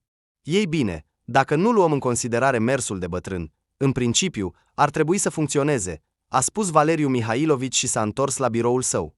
Ura! Am reușit, a spus Marina cu bucurie, apoi l-a sărutat pe Maxim pe obraz. Acesta se uita la el în oglindă cu o expresie de descurajare. A sosit ziua în care Maxim, în noul său aspect, trebuia să se întâlnească cu Dima. Întâlnirea a fost organizată într-una dintre galeriile unui artist cunoscut. Maxim, iar de acum înainte îl chema Stefania, trebuia să-l întâlnească pe Dima și să-i povestească despre viața maestrului și despre subtilitățile tehnicii pe care o folosea în crearea picturilor sale. Maxim era puțin nervos, ceea ce era de înțeles. Nu fiecărui polițist este ușor să se prefacă a fi femeie, mai ales să interacționeze atât de aproape cu un bărbat. El și colegul său ajunseseră la galerie mai devreme decât ceilalți. Maxim mergea prin birou, ținând în mâini cărțile de vizită. Învăța o descriere scurtă pentru fiecare tablou și se gândea la ce nebunie a ajuns și la ce trebuie să facă pentru a-și îndeplini datoria. În cele din urmă, printr-un microfon invizibil, i s-a spus că Dima era deja pe drum. Maxim s-a apropiat de oglindă și s-a privit. În fața sa se afla o blondă înaltă, cu umeri largi, cu părul desfăcut și un nas lung cu o cocoașă. Polițistul a început să facă diferite fețe și să miște buzele, pentru a se obișnui cu noul său chip. Totul s-a terminat cu faptul că Dima, intrând în sală, l-a surprins pe administrator în mijlocul unei acțiuni ciudate. Problema era că o oglindă mare, de dimensiuni complete, era plasată aproape de intrare. Când Dima a intrat, a observat imediat postura jucăușă a administratorului simpatic, îmbrăcat în sacou roșu și fustă. Maxim, adică Stefania, stătea de profil la oglindă, ușor aplecată înainte. Și asta pentru că fusta pe care o purta era incredibil de strâmtă. Maxim a încercat să-i spună stilistului său despre asta, dar aceasta a considerat că Maxim se plânge și că este prea mofturos. Așa că polițistul a rămas îmbrăcat strâmt. Așadar, Maxim s-a aplecat puțin înainte, încercând să întindă materialul hainelor sale și să facă mișcările mai libere. Fusta părea că îi strânge șoldurile, punându-le într-o și mai jenantă situație. În plus, bluza albă cu volane pe piept îi distrăgea foarte mult atenția, făcându-le să arunce priviri la bustul fals pe care Marina l-a ales pentru el. Proteza de pe piept era destul de voluminoasă. Acesta îi bloca o mare parte din câmpul vizual. I se părea că nu poate să se uite la picioare ca un om normal, din cauza acelui bust. Pe lângă toate acestea, Marina s-a străduit să-l împodobească pe Maxim cu tot felul de accesorii, cum ar fi un lanț de aur, cercei și brățări extrem de incomode. Ce plăcut este să observi o persoană atât de strălucitoare ca administrator și ghid de artă, a spus Dima, uitându-se la Stefania cu o privire ușor strâmbă, ca un vânător care își examinează prada. Maxim, văzând expresia lui, s-a abținut cu greu să nu-i dea un pumn. Luptându-se cu sine, a reușit totuși să-și formeze un zâmbet prietenos. Buzele lui s-au întins neobișnuit în lateral, iar gura s-a deschis atât de larg încât Dima a reușit să-i aprecieze zâmbetul strălucitor. Îmi plac femeile care iau tot ce vor de la viață, a spus el cu vocea unui pisoi care este pe cale să muște o bucată de cârnați. Maxim a încercat să-i răspundă cu aceeași monedă. A corectat jucăuș părul lung al perucii sale albe, dar degetele lui s-au prins într-o șuviță, iar Maxim nu a observat cum a tras de mână, provocându-și o durere pe care a trebuit să o ascundă cu un râs nervos. Ei bine, mă numesc Stefania, a spus Maxim cu o voce obișnuită, apoi, deodată, s-a trezit și a făcut catușit. Probabil că ai răcit, a spus Dima cu grijă, trecându-și mâna pe spatele lui. Maxim a simțit un fior. Aici sunt prea multe curenți de aer, ar trebui să bei ceva cald, a adăugat el. Maxim a încercat să-i facă cu ochiul cât a putut. Hai să începem călătoria noastră prin acest loc atât de minunat. Să ne scufundăm împreună în lumea uimitoare a acelei epoci, a început Maxim, care a uitat complet discursul său. Întorcându-se spre unul dintre tablouri, s-a oprit, încercând să reproducă combinația potrivită de cuvinte. În fața lui atârna un tablou cu o femeie semidespuiată. Pânza albă era înfășurată în jurul șoldurilor ei. În mâini ținea o carafă care abia acoperea frumusețea ei. A întins Maxim și a simțit că Dima s-a apropiat prea aproape. Maxim simțea respirația lui. Acești bărbați au o abilitate incredibilă de a transmite bâlândețea și grija unei femei, a gândit Maxim cu o voce subțire. În acele momente, se simțea ca un idiot complet. Dima s-a aliniat cu el și a început să examineze cu atenție imaginea. A tăcut timp de 1 minut. Maxim l-a observat din colțul ochiului, observându-i buza superioară tremurând și scalpul său lucios. Din partea dreaptă a craniului său ras, ieșea un singur fir de păr scurt, care îi provoca lui Maxim un sentiment ciudat de dezgust. Apoi, Dima a luat o gură de aer și a spus: ea seamănă într-un mod uimitor cu tine. Nu crezi? A spus el, surprinzător pentru Maxim. Polițistul a făcut ochii mari, dar, amintindu-și că se află într-o misiune, a fost de acord cu el cu amabilitate. Să trecem la următoarea capodoperă, a spus el, încercând să scape cât mai repede de cauza tuturor acestor întâmplări. Apoi, Maxim a început să meargă înainte pe coridor. I se părea că pantofii de pe picioarele lui vor cădea în orice moment sau că va întoarce glezna. Maxim a făcut câțiva pași înainte, apoi s-a întors. Dima stătea pe loc cu un zâmbet prostesc pe față. Maxim a fost nevoit să-i răspundă cu aceeași monedă. Polițistul a simțit cum o undă de căldură îl cuprinde. În costumul strâmt nu putea respira adânc. Iată și celebrul vapor în adâncurile mării, a murmurat Maxim, privind imaginea unei nave înclinate, înconjurată de valuri. Ce putere! Nu-i așa? Ce val! A exclamat Dima cu o voce deosebit de expresivă. Marea este atât de imprevizibilă. Este uriașă, plină de forță și pasiune. Nu-i așa? Ce părere ai, Stefania? S-a adresat el lui Maxim. Numele tău, ca un val, s-a abătut asupra mea, făcându-mă să simt o gamă de emoții. A spus Dima, a spus asta, ridicând neobișnuit de mult sprâncenele, așteptând o reacție corespunzătoare din partea administratorului. Îți mulțumesc pentru compliment, a spus Maxim, luând o respirație adâncă. S-a auzit un scârțâit al firelor undeva în zona omoplaților. A încercat imediat să-l mascheze cu un râs ridicol. Ești cu adevărat fermecătoare. Mi-ar plăcea să continui să comunic cu tine, Stefania. Ce părere ai despre asta? A întrebat Dima. Maxim, respectând regulile jocului, a fost de acord cu propunerea lui. Prima parte a misiunii fusese îndeplinită, iar Dima era cu adevărat interesat de Stefania. Îmi plac fetele înalte, a spus Dima într-o zi, întâlnindu-se din nou cu Stefania. Ești atât de puternică, impunătoare, ca o adevărată cățea, a spus el, apoi a râs cu un râs nervos. Maxim a fost șocat de abilitatea sa de a seduce bărbați. Jucându-se cu el, a făcut pe admiratul de complimentul său. În ciuda frumuseții tale, ești foarte inteligentă și moderat severă, a adăugat Dima. Mi-ar plăcea să fii odată cu mine la o întâlnire cu oameni foarte importanți, a spus el. Maxim a înțeles că lucrurile se apropie de o concluzie. Revenind acasă după prânzul cu Dima, Maxim era epuizat. Ieșind din taxi, a ajuns cu greu la ușă. Picioarele îl durea groaznic, iar între degetele piciorului drept se formase un bășică. Fii mai simplu și oamenii se vor apropia de tine, drăguțule, i-a spus colegul său de muncă, care s-a prefăcut că este șofer de taxi. Maxim l-a privit cu tristețe și, fără să spună un cuvânt, a ieșit din mașină. Îndepărtându-și pantofii, Maxim, șchiopătând, a intrat în coridor. Cu mișcări rapide, a scos geanta, rochia, peruca și ciorapii. Privind în oglindă, s-a văzut pe sine adevărat. Doamne, de ce mi se întâmplă asta? A suspinat polițistul. Telefonul a sunat. Era Valeriu Mihailovici. Ei bine, Maxim, pot să te felicit? A întrebat el cu bucurie în voce. Încă nu este clar, a răspuns polițistul. Se uită la mine într-un mod ciudat, s-a plâns Maxim. Dar asta se datorează faptului că joci foarte bine rolul. Continuă așa, a spus șeful, apoi a închis. Maxim a privit pentru o vreme reflexia sa, apoi s-a întors la stânga, la dreapta, apoi și-a făcut buzele în formă de tub, iar apoi a scuipat nervos în direcția opusă și s-a dus la baie. Înainte de culcare, a sunat din nou numărul Verei.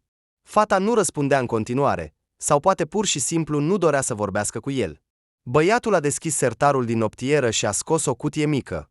Apoi a scos un inel mic cu o piatră verde. Se părea că a întârziat prea mult cu cererea de mână și inimă. Sighind cu regret, Maxim l-a pus înapoi și l-a ascuns în noptieră. Obosit de a juca rolul altcuiva toată ziua, Maxim a adormit repede. Ziua următoare a început la 9 dimineața. Singurul avantaj al situației actuale a lui Maxim era că putea dormi puțin mai mult. A sunat telefonul. Era Marina. Era puțin nemulțumită. Ea trebuia să-l machieze pe Maxim astăzi, iar ei conveniseră la jumătate de oră dimineața. Totul, mări, deja vin. Am ieșit din casă. Tot vin imediat, a spus Maxim, sărind din pat. Îmbrăcându-se în grabă cu pantaloni și cămașă, a apucat geanta cu documente și telefonul și a deschis ușa apartamentului. Pe prag, s-a întâlnit brusc cu Vera. Vera, a spus el, cât de bucuros sunt să te văd, a murmurat Maxim. Fata i-a zâmbit. Evident, îi era dor de el, la fel ca și lui. Maxim era confuz. În mintea lui se învârtea întâlnirea viitoare, Vera și faptul că întârzie. Vera, e atât de ciudat, dar mă grăbesc din nou la muncă, dar intră, iată cheile. Maxim și-a băgat mâna în jachetă și i-a întins cheia. Nu stau mult, a spus ea și a făcut un pas în apartament. Totuși, făcând acest pas, s-a oprit imediat, uitându-se la hainele de femeie care erau pe podea în apartament. Maxim a observat asta și s-a uitat și el înăuntru. Vera, o să explic totul. Înțeleg că arată extrem de ridicol, a spus băiatul, supărat din cauza situației. Vera, revenind din șoc, i-a returnat cheile lui Maxim și s-a întors înapoi. El a înțeles că acum nu va mai putea recâștiga încrederea. Când Maxim a ajuns la muncă, Marina dormea în fotoliu. Sfărăitul ei abia audibil l-a amuzat involuntar pe Maxim. Decizând să se distreze puțin, Maxim a luat o pensulă cosmetică, care se afla împreună cu celelalte accesorii, a înmuiat-o în ceva roșu și a început să deseneze cercuri pe obrazii femeii. La început, Marina chiar i-a plăcut. I-a ridicat colțurile buzelor, dar apoi ceva a mers prost și a deschis ochii ca un pește. Ai înnebunit? Ce faci? A întrebat ea, sărind din fotoliu. În acel moment, când fața ei era plină de furie, cu cercuri roșii pe obraje, arăta foarte amuzant. Calm, Marina. Maxim a întins mâinile spre ea. Nu tu mai grăbit să-mi faci frumusețea pe față? A întrebat el zâmbind. Este o pensulă profesională, nu trebuie folosită așa. A început ea să fluture pensula în aer. Bine, am înțeles, a cedat Maxim, văzând că femeia, evident, nu s-a trezit bine. Maxim a așteptat momentul în care Marina va descoperi opera sa de artă pe fața ei. Dar femeia nu se uita la reflecția ei în oglindă, iar Maxim nu se grăbea să-i spună despre asta. Ești supărată astăzi? A decis să întrebe el. Marina părea că nu l-auzea. Ea curăța pensula cu un produs special. Câinele meu Charlie a ajuns la spital, a spus ea. Charlie este câinele tău? A întrebat Maxim. Da, a jucat prost cu mingea. Și a înghițit-o. În această dimineață. A suspinat greu. L-am dus imediat la veterinar, dar nu am putut rămâne cu el, pentru că trebuie să te machiezi. A început să-i aplice fond de ten pe fața lui Maxim. El a fost întotdeauna atât de vesel, iar astăzi este atât de diferit. Sărăcuțul meu Charlie, murmura ea, lovind cu buretele obrazii și nasul băiatului. De ce ai cumpărat o astfel de minge? A întrebat Maxim fără să se gândească și s-a întâlnit imediat cu privirea indignată a Marinei. Oh, îmi pare rău, s-a grăbit să se scuze Maxim, simțind chimia pe buze. Am vrut să-mi bucur micul meu pui. De fapt, el este foarte educat. Dar nu în acest caz. Oh, a spus Maxim și s-a oprit imediat, primind pensula pe nas. În cele din urmă, machiajul a fost gata, acum putea începe să se îmbrace. Hai, întoarce-te, a spus Marina, examinând ținuta lui Maxim. Rochia galbenă, închisă, de croială liberă, îl transforma foarte bine pe Maxim într-o femeie.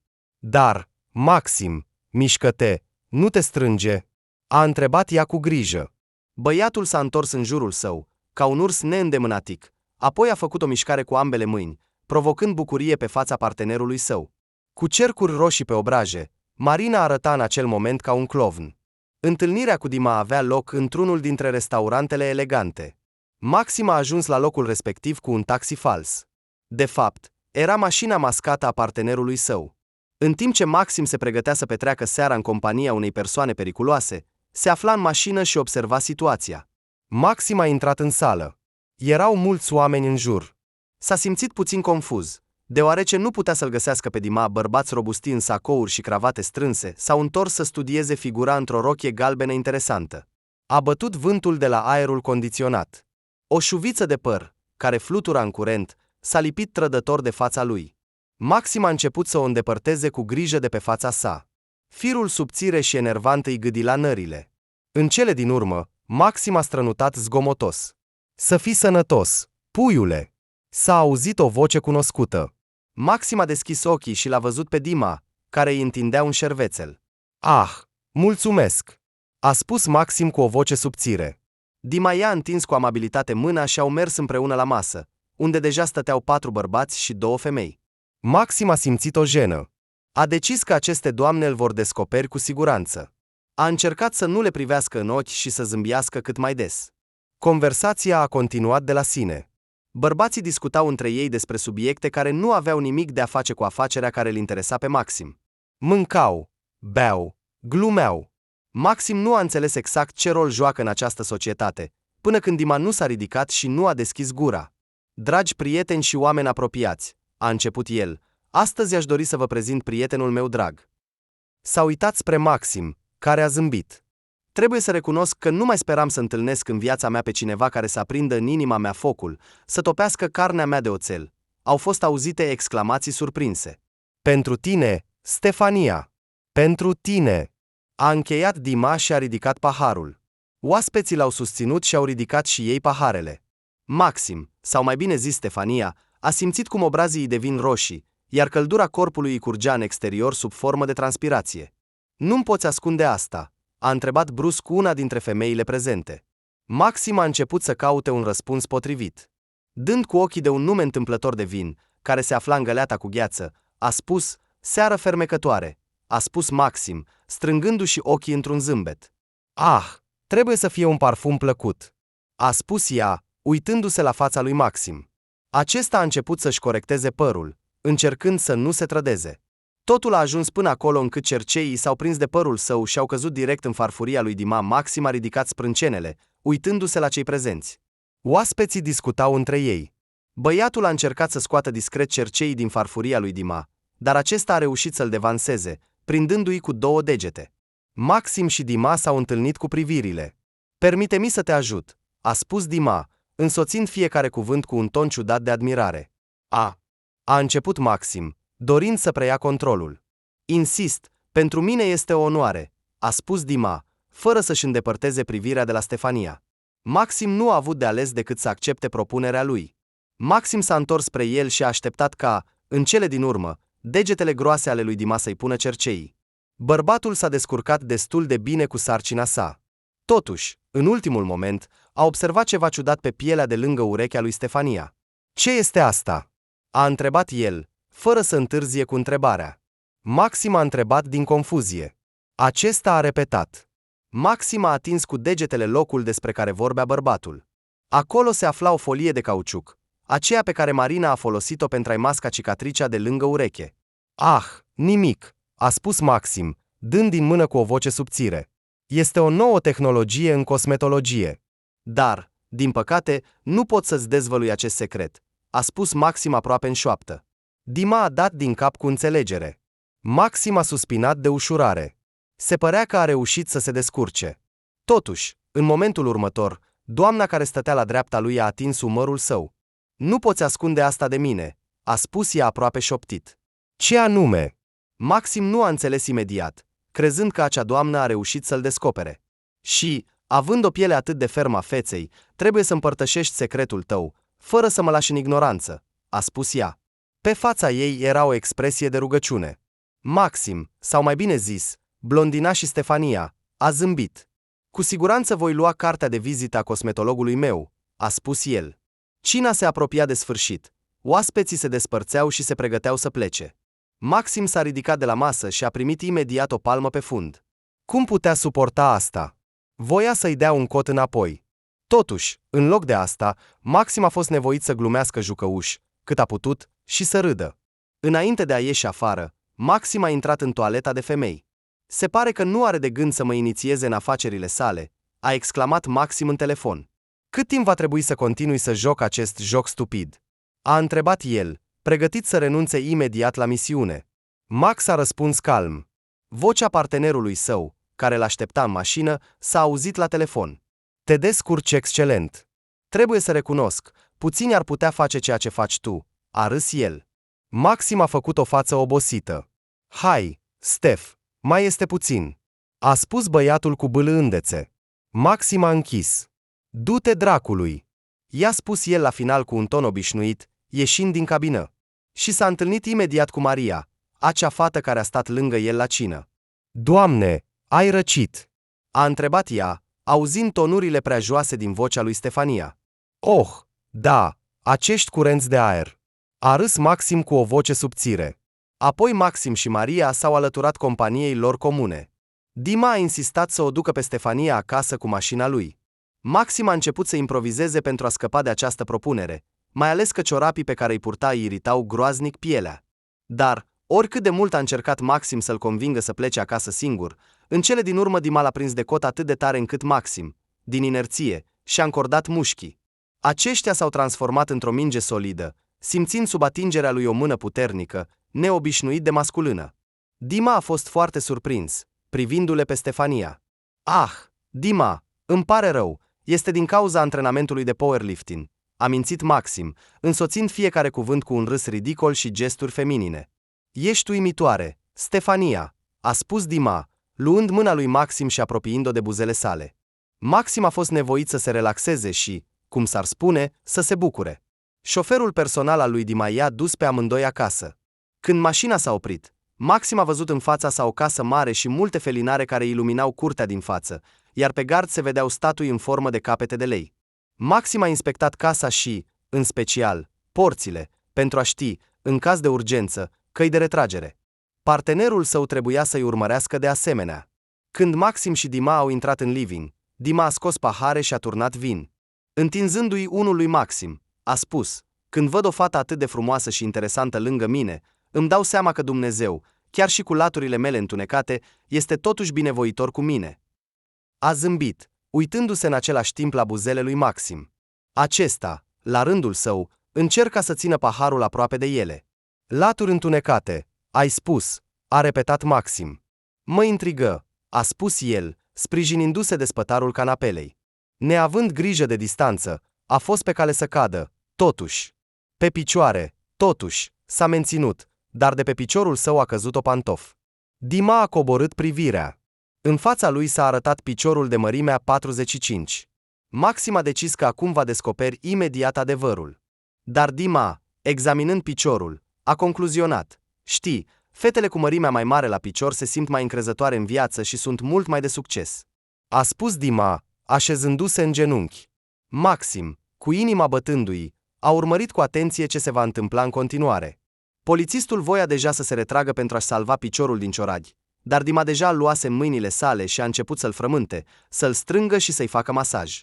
El masa piciorul lui Maxim cu adevărat cu simț și tact, punând în această acțiune, așa cum se spune, toată sufletul său. Apoi a ridicat privirea pentru a-i privi ochii lui Stefania. Îți place cum fac asta? A întrebat el. În ochii lui se citea o pasiune crescândă. Maxim, cu groază și dispreț, urmărea ce se întâmplă, dar ca să nu-și dea seama de nimic, a fost nevoit să-i arate lui Dima zâmbetul său de dinți albi. Și totul ar fi fost bine, dacă Dima nu ar fi început să urce pe piciorul lui Maxim. Cu fiecare centimetru pe care îl străbăteau degetele lui, ochii lui Maxim se lărgeau tot mai mult. A simțit o bătăi rapidă a inimii, era urgent să facă ceva. Ah, Dima, deocamdată văd doar un bărbat galant și bâlând în fața mea, dar aș vrea să știu la ce fapte rele ești capabil.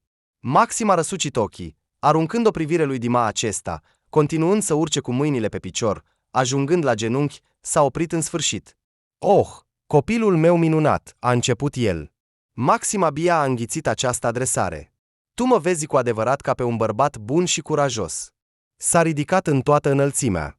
Stefania era puțin mai înaltă decât el, iar Dima a continuat. Dar mă vezi așa pentru că în acest moment vreau să fiu așa cu tine. Vreau să fiu pentru tine bâlând, senzual, atent, gata să te ajut. A luat din nou mâna lui Maxim și a început să-i mângâie palma, iar apoi a pus în întregime încheietura lui pe mâna sa. Erau practic de aceeași mărime, dar Dima părea că nu observă acest lucru. Evident, manicura uimitoare pe care i-a ales-o Marina îl confunda foarte bine. Maxim a încercat să-și retragă mâna și a reușit. Dima a continuat. Știi, mâinile tale, în ele se simte puterea și tăria spiritului, dar în același timp se simte și bâlândețea, a spus el. Maxim i-a mulțumit gentlemanului. Sunt gata să-ți arăt adevărata mea față, dar nu sunt sigur că vei percepe asta corect. A căzut o tăcere. Maxim a trebuit să-și înfrângă din nou sinele și să-i spună cu bâlândețe înapoi. Știi, Dima, ești o persoană foarte sensibilă și ai dreptate să spui că aș putea să te înțeleg greșit. Da. Maxim a eitat. Aș vrea să știu cum ești cu adevărat. Maxim a făcut o privire foarte senzuală, la care imediat ai fi vrut să răspunzi cu încredere și să-i împărtășești toate secretele tale. Sunt sigură că tot ce faci este pentru bine, chiar dacă acțiunile tale contravin altora, și bineînțeles că ai dreptul să faci asta. A spus Maxim, fără să se aștepte la o astfel de reacție din partea sa. Crezi cu adevărat așa? A întrebat Dima, trecându-și mâna prin părul lung al perucii lui Maxim. Acesta a început să se îngrijoreze că Dima va vedea ceea ce nu ar trebui să știe. Da, a răspuns Maxim cu o voce subțire. Simt că ai o inimă bună. A adăugat el pentru un efect suplimentar. După un astfel de discurs deschis, Dima a tăcut și l-a luat pe Maxim de mână, conducându-le la etajul de sus.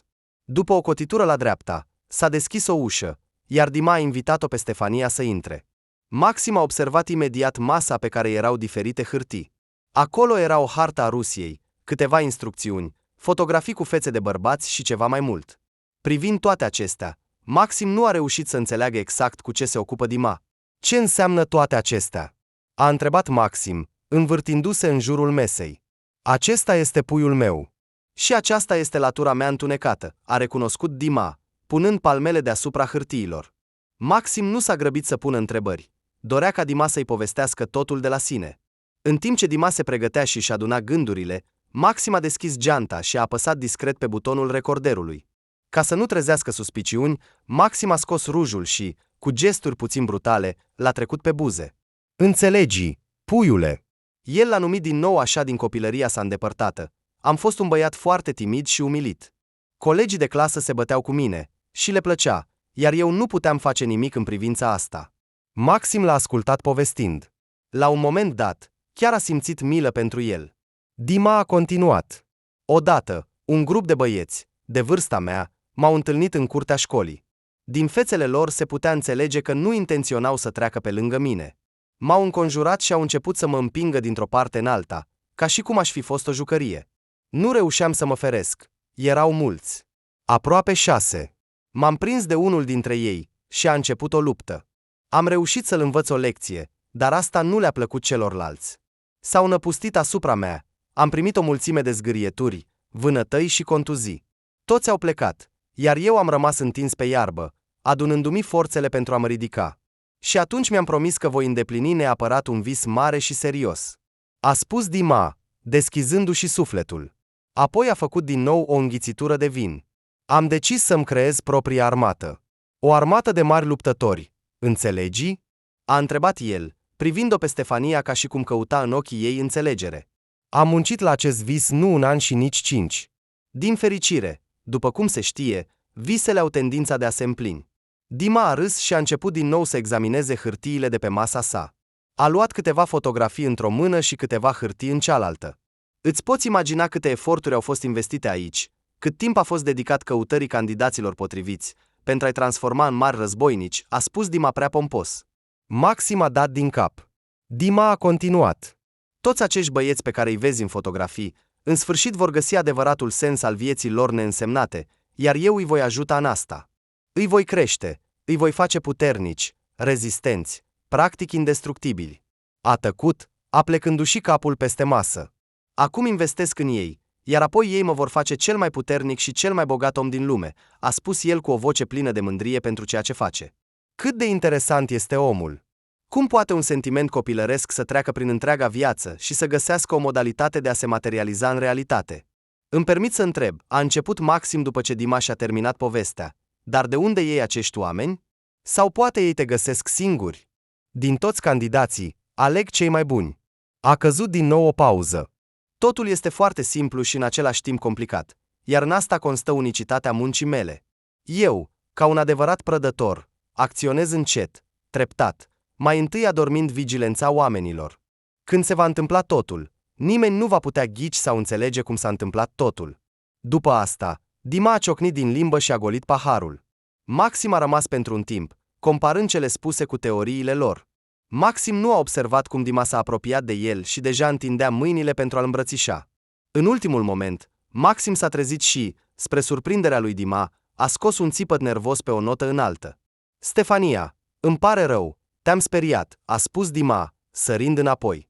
Nu trebuie să te temi de mine. Nu-ți voi face rău, a spus el. Ce drăguț este să aud asta, s-a gândit Maxim. Dima, îți mulțumesc pentru încredere, a început Maxim, dar este deja foarte târziu, trebuie să mă întorc acasă, a încheiat el.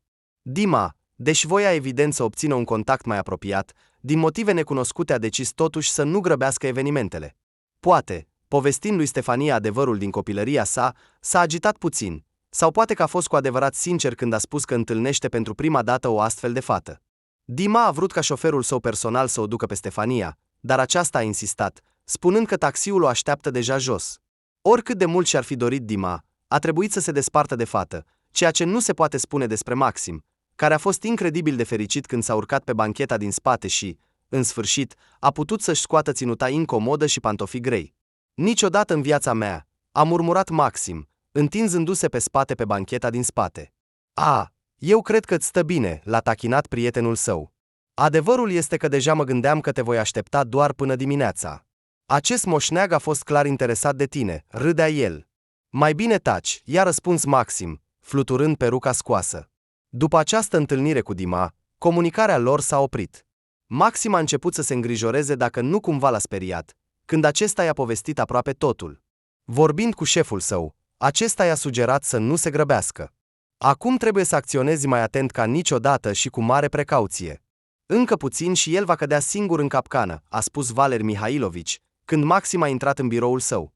Acum, când, după eforturile lui Maxim, biroul lui Dima era echipat cu microfoane, nu era greu să afle despre planurile sale viitoare. Maxim s-a întors acasă.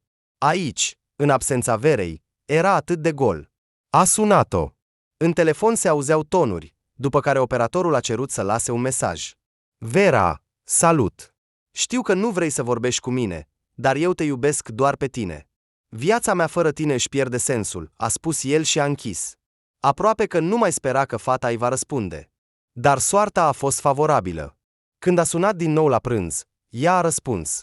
Ver, a spus Maxim, nu crezi că mi-ai răspuns cu adevărat? Înseamnă că sunt un om fericit, a spus Maxim, necrezându-și norocul.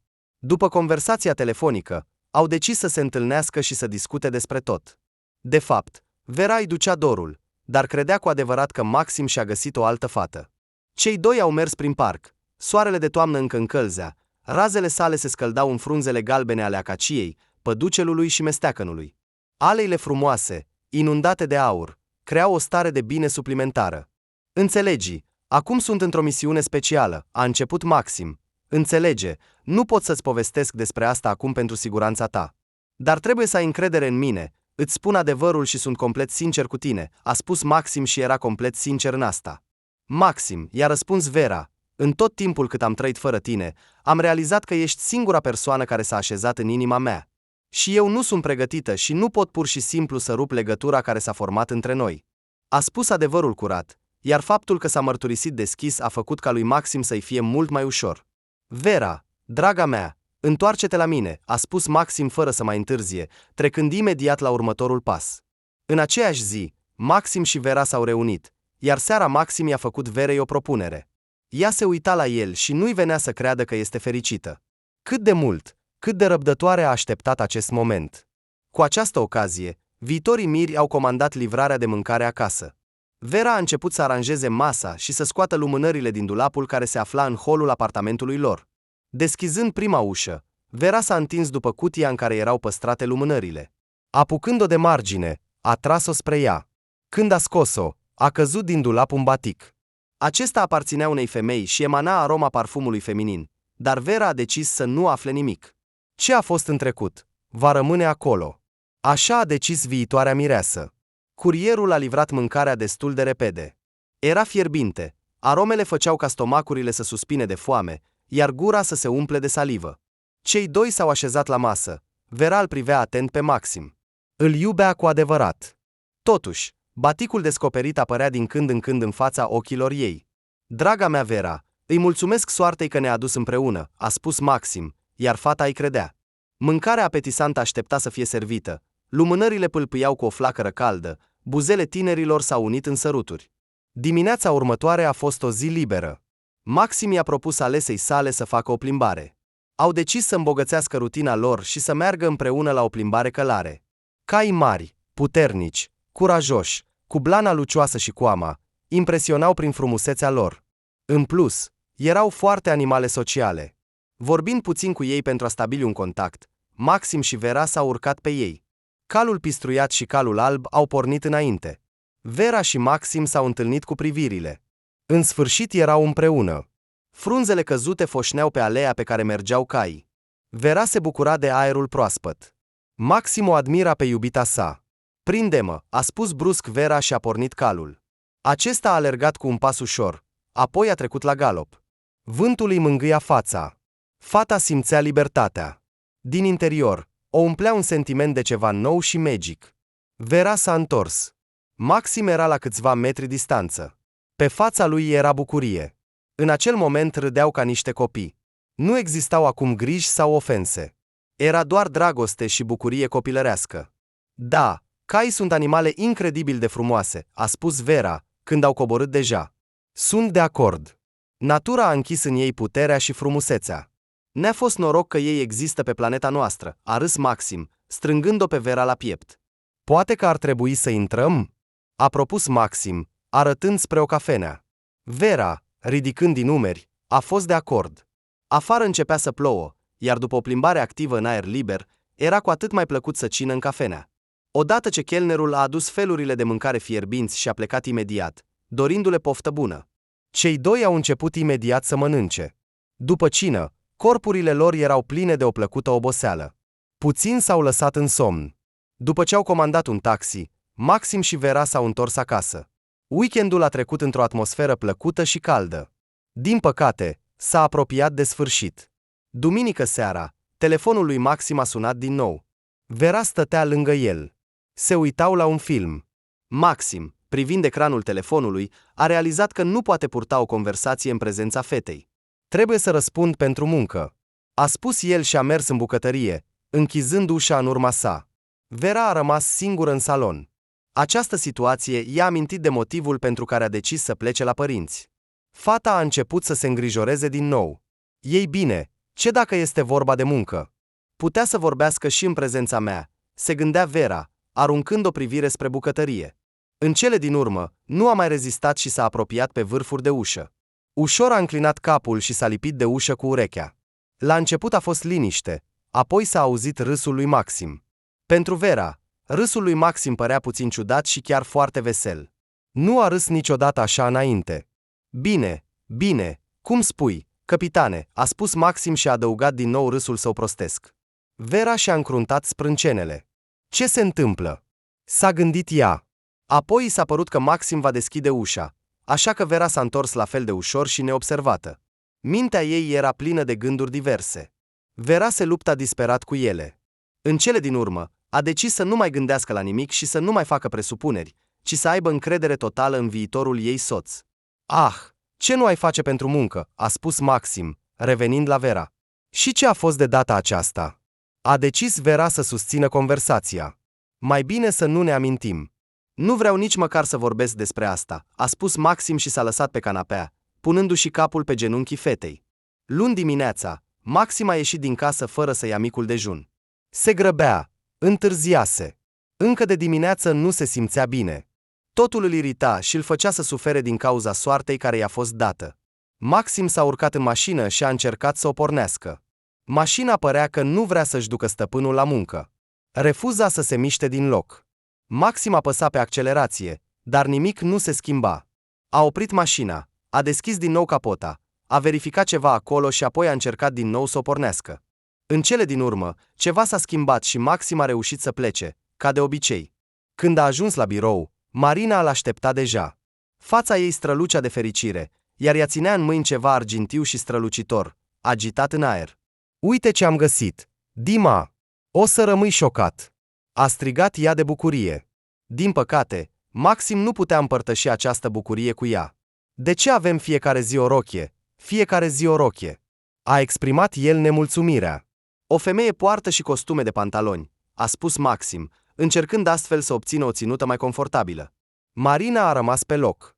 Încă ținând în mâini ținuta argintie, ea l-a privit pe Maxim cu atenție, ca și cum ar fi calculat ceva. Observă, tu mi-ai dat această idee, a spus ea, ridicând imediat un costum de pantaloni de pe scaun. Maxim a privit-o surprins, gata să o sărute. Totuși, el nu știa încă ce înseamnă să porți un model feminin pe un corp masculin. Cum îți stă? A întrebat-o Marina, când Maxim și-a îmbrăcat noua ținută. Băiatul stătea cu o expresie neclară pe față, era confuz și nu știa ce să spună, căci nu și-ar fi putut imagina că un model feminin de pantaloni ar putea fi și mai incomod decât o rochie. Maxim, ce ai cu fața ta? A întrebat Marina, corectând gulerul bluzei. Îmi pare rău pentru ce am spus, a reușit să spună Maxim. În ciuda pantalonilor largi, de fapt erau foarte strâmți. Maxim nu avea deloc loc, iar sacoul, care era de aceeași croială liberă, îi dădea senzația că era într-un sac. Mânecile largi, umerii largi. Îmi e frică, s-ar putea să nu mă descurc cu atât de mult material, a spus Maxim, căutând sprijin în ochii Marinei. Nu te plânge, totul arată minunat. A fost tot ce a răspuns asistenta lui fără o picătură de compasiune pentru situația lui. Când totul a fost gata, Maxim și prietenul său s-au îndreptat sub pretextul unui taxi către locul întâlnirii. Între timp, Vera nu stătea cu mâinile în sân. Terminând de tradus, nu putea scăpa de gândul că Maxim are încă o fată. Vera, desigur, avea încredere în viitorul ei soț, dar se comporta prea suspect. Adunându-și gândurile, Vera s-a dus la un magazin de tehnică video. Un vânzător experimentat a consultat-o cu privire la produsul de interes și apoi a ajutat-o să facă o alegere. Astfel, Vera a achiziționat o cameră ascunsă, capabilă să înregistreze nu doar video, ci și audio. Dacă are o fată, înseamnă că trebuie să se întâlnească undeva, sau cu siguranță vorbește cu ea la locul de muncă, se gândea Vera, pregătindu-se să meargă acolo. După ce a comandat un taxi, fata a ajuns la agenția de detectiv unde lucra viitorul ei soț. Agenția lor, deși avea o clădire separată, colabora foarte strâns cu departamentul de poliție. O fată plăcută, îmbrăcată în costum strict, a întâmpinat-o pe Vera, aceasta a întrebat-o cu amabilitate unde îl poate găsi pe Maxim Vladimirovici. Ești iubita lui? A întrebat ea. Pe fața ei a apărut un zâmbet abia perceptibil și o privire șireată. Vera a început să se simtă inconfortabil. Da, trebuie să-i transmit ceva personal, a răspuns Vera calm. Bine, a spus secretara, apoi a condus-o pe Vera la biroul lui Maxim. Intră, l-am avertizat deja, a spus secretara, deși de fapt nu primise un răspuns de la Maxim. Vera i-a mulțumit și a intrat în birou. Aici nu era nimeni. Vera a fost surprinsă de cât de ușor a fost lăsată să intre. Cu atât mai bine, s-a gândit fata și, după ce s-a uitat în jur, s-a așezat pe scaunul de lucru al lui Maxim. Alegea un loc potrivit pentru cameră. În cele din urmă, după ce s-a decis, Vera a plasat-o pe ghiveciul de flori în care creștea o tradiscantia. Frunzele mici ale acestei plante acopereau aproape tot ghiveciul, iar la o privire atentă era destul de greu de înțeles dacă acolo se află camere sau nu. După ce a petrecut puțin timp în birou, Vera a decis că nu mai are ce căuta acolo. După ce a spus la revedere secretarei, a părăsit biroul. Întorcându-se acasă, Vera s-a ocupat de treburile ei obișnuite. A continuat să trăiască și să aștepte când va veni prima notificare pe telefonul ei despre înregistrarea video. Poate că Vera nu a acționat tocmai etic, dar dragostea este, până la urmă, o chestiune complicată. Între timp, Maxim s-a întâlnit din nou cu Dima, acest bărbat a devenit aproape sensul principal al vieții lui, iar succesul operației depindea de viitorul său. Stefania, ce nume minunat! Ești atât de minunată! A spus Dima, strângându-și buzele pentru a-i oferi un sărut obiectului său de admirație. Maxim a râs fără încetare, încercând să scape de sărut, și, în cele din urmă, a pus mâna pe buzele lui Dima. Acesta a fost surprins, dar nu a spus nimic. Dima, după ultima noastră întâlnire, mă gândesc tot timpul la oamenii pe care îi pregătiți. Maxim a tăcut pentru o clipă. Mi-ar plăcea foarte mult să văd procesul de pregătire, cum se întâmplă, cum devin băieții obișnuiți războinici. Maxim a făcut ochii mari, ca și cum ar fi așteptat o descoperire. A încercat să acționeze cu prudență, dar nu putea amâna acest lucru, deoarece Dima, ca bărbat, trebuia să primească recompensa sa în curând. Dima l-a privit pe Maxim cu un ochi serios, părea că îl suspectează de ceva. Maxim a început să regrete ceea ce a spus. Stefa, poate că par lipsit de tact, dar văd că în tine trăiește un războinic, a spus Dima. Între timp, Maxim s-a concentrat pe tandrețea și dulceața pe care le emană de obicei fetele. Nu ești ca toate celelalte. Ți-am mai spus asta, dar nu mă voi sătura să repet. Ești unică, Stefa, și tu vei fi a mea, a spus el, aplecându-se peste Maxim cu toată greutatea sa. Maxim, așa cum se cuvine fetelor, a țipat, încercând să-l îndepărteze.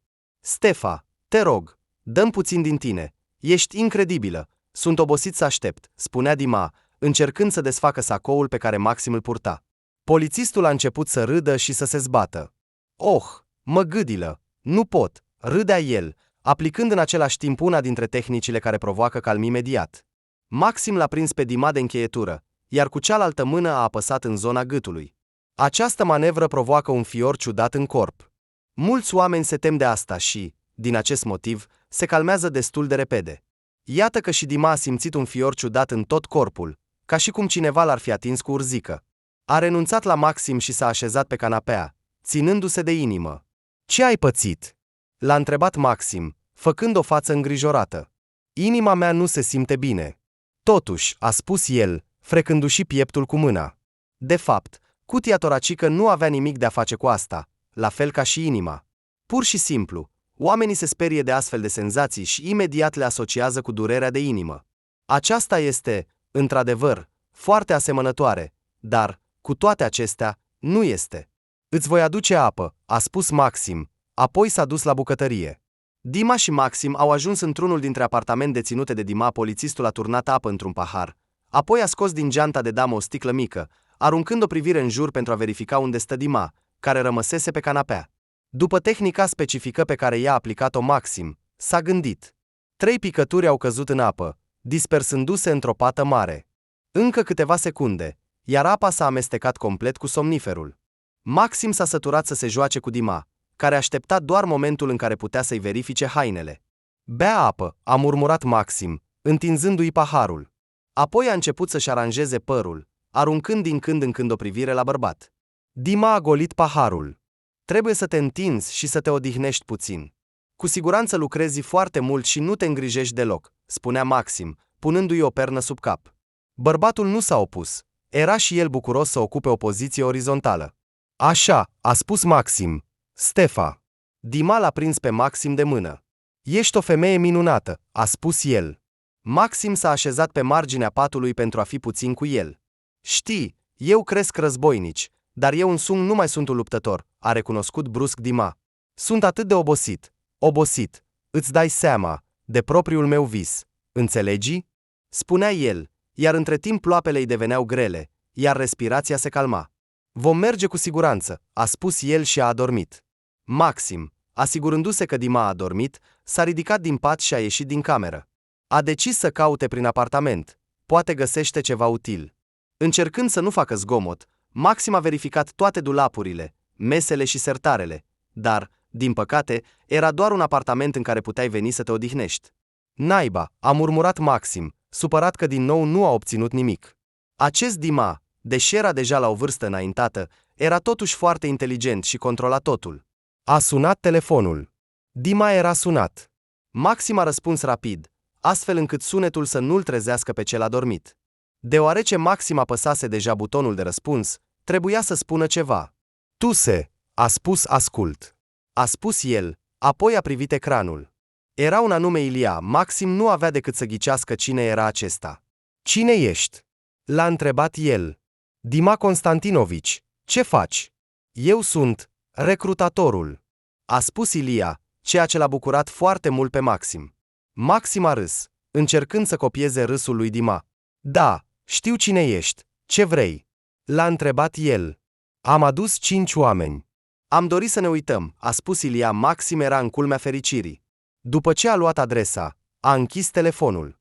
Această informație a transmis-o imediat șefului său. Acum trebuia să-l trezească pe Dima, nu să doarmă profund.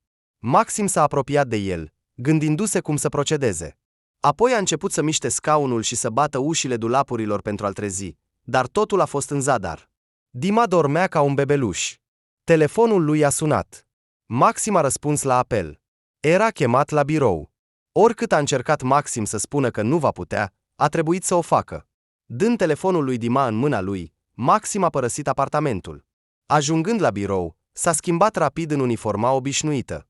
Acum era pregătit să meargă la șef. E grozav că m-ai scos de acolo. Dar ce se va întâmpla dacă Dima se trezește? Se îngrijora Maxim. Cel mai probabil, rolul tău de Stefania nu va mai fi necesar. Am aflat tot ce aveam nevoie, iar să te lăsăm mai mult timp lângă el este periculos, a spus Valeriu Mihailovici. I-ai pus un dispozitiv de urmărire? A întrebat șeful. Desigur. A devenit o regulă, a răspuns Maxim. Excelent. Atunci băieții noștri vor urmări când va pleca la locul de întâlnire, și atunci ne vom îndrepta și noi, a concluzionat Valeriu Mihailovici.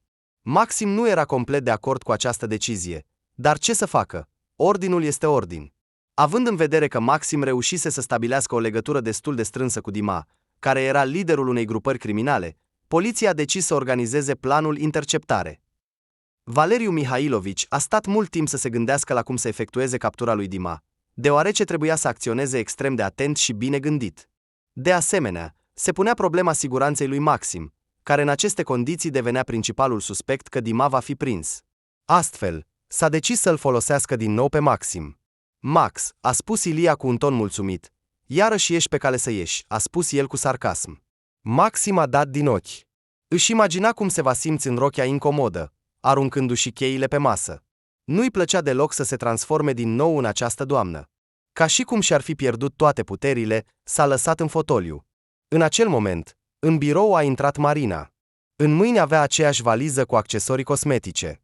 Punând-o pe masă, s-a uitat la Maxim de parcă ar fi vrut să spună ei: cât timp mai aștepți? Împăturindu-și brațele pe piept și bătând cu tocul, îl examina de la cap la picioare, apoi, înclinându-și capul pe o parte, a strâns puțin ochii. Maxim se uita la ea cu insistență, așteptând să vadă în ce îl va îmbrăca de data aceasta. Astăzi trebuie să arăți fabulos, a declarat ea și s-a îndreptat spre dulap. Deschizând ușile, a trecut cu mâna peste ținutele disponibile. Mușcându-și buza, Marina părea că savurează fiecare acțiune din acest proces. În cele din urmă, oprindu-se asupra unei rochii albastre superbe cu decolteu adânc, a luat-o în mână și s-a întors spre Maxim cu un zâmbet larg. Aceasta este perfectă, a spus ea cu o voce deosebit de dulce. Maxim s-a ridicat cu reluctanță de pe scaun. Nu avea de ales. Trebuia să ducă lucrurile până la capăt. Marina a început să folosească bureței, pensule, far de obraz și a făcut o treabă excelentă.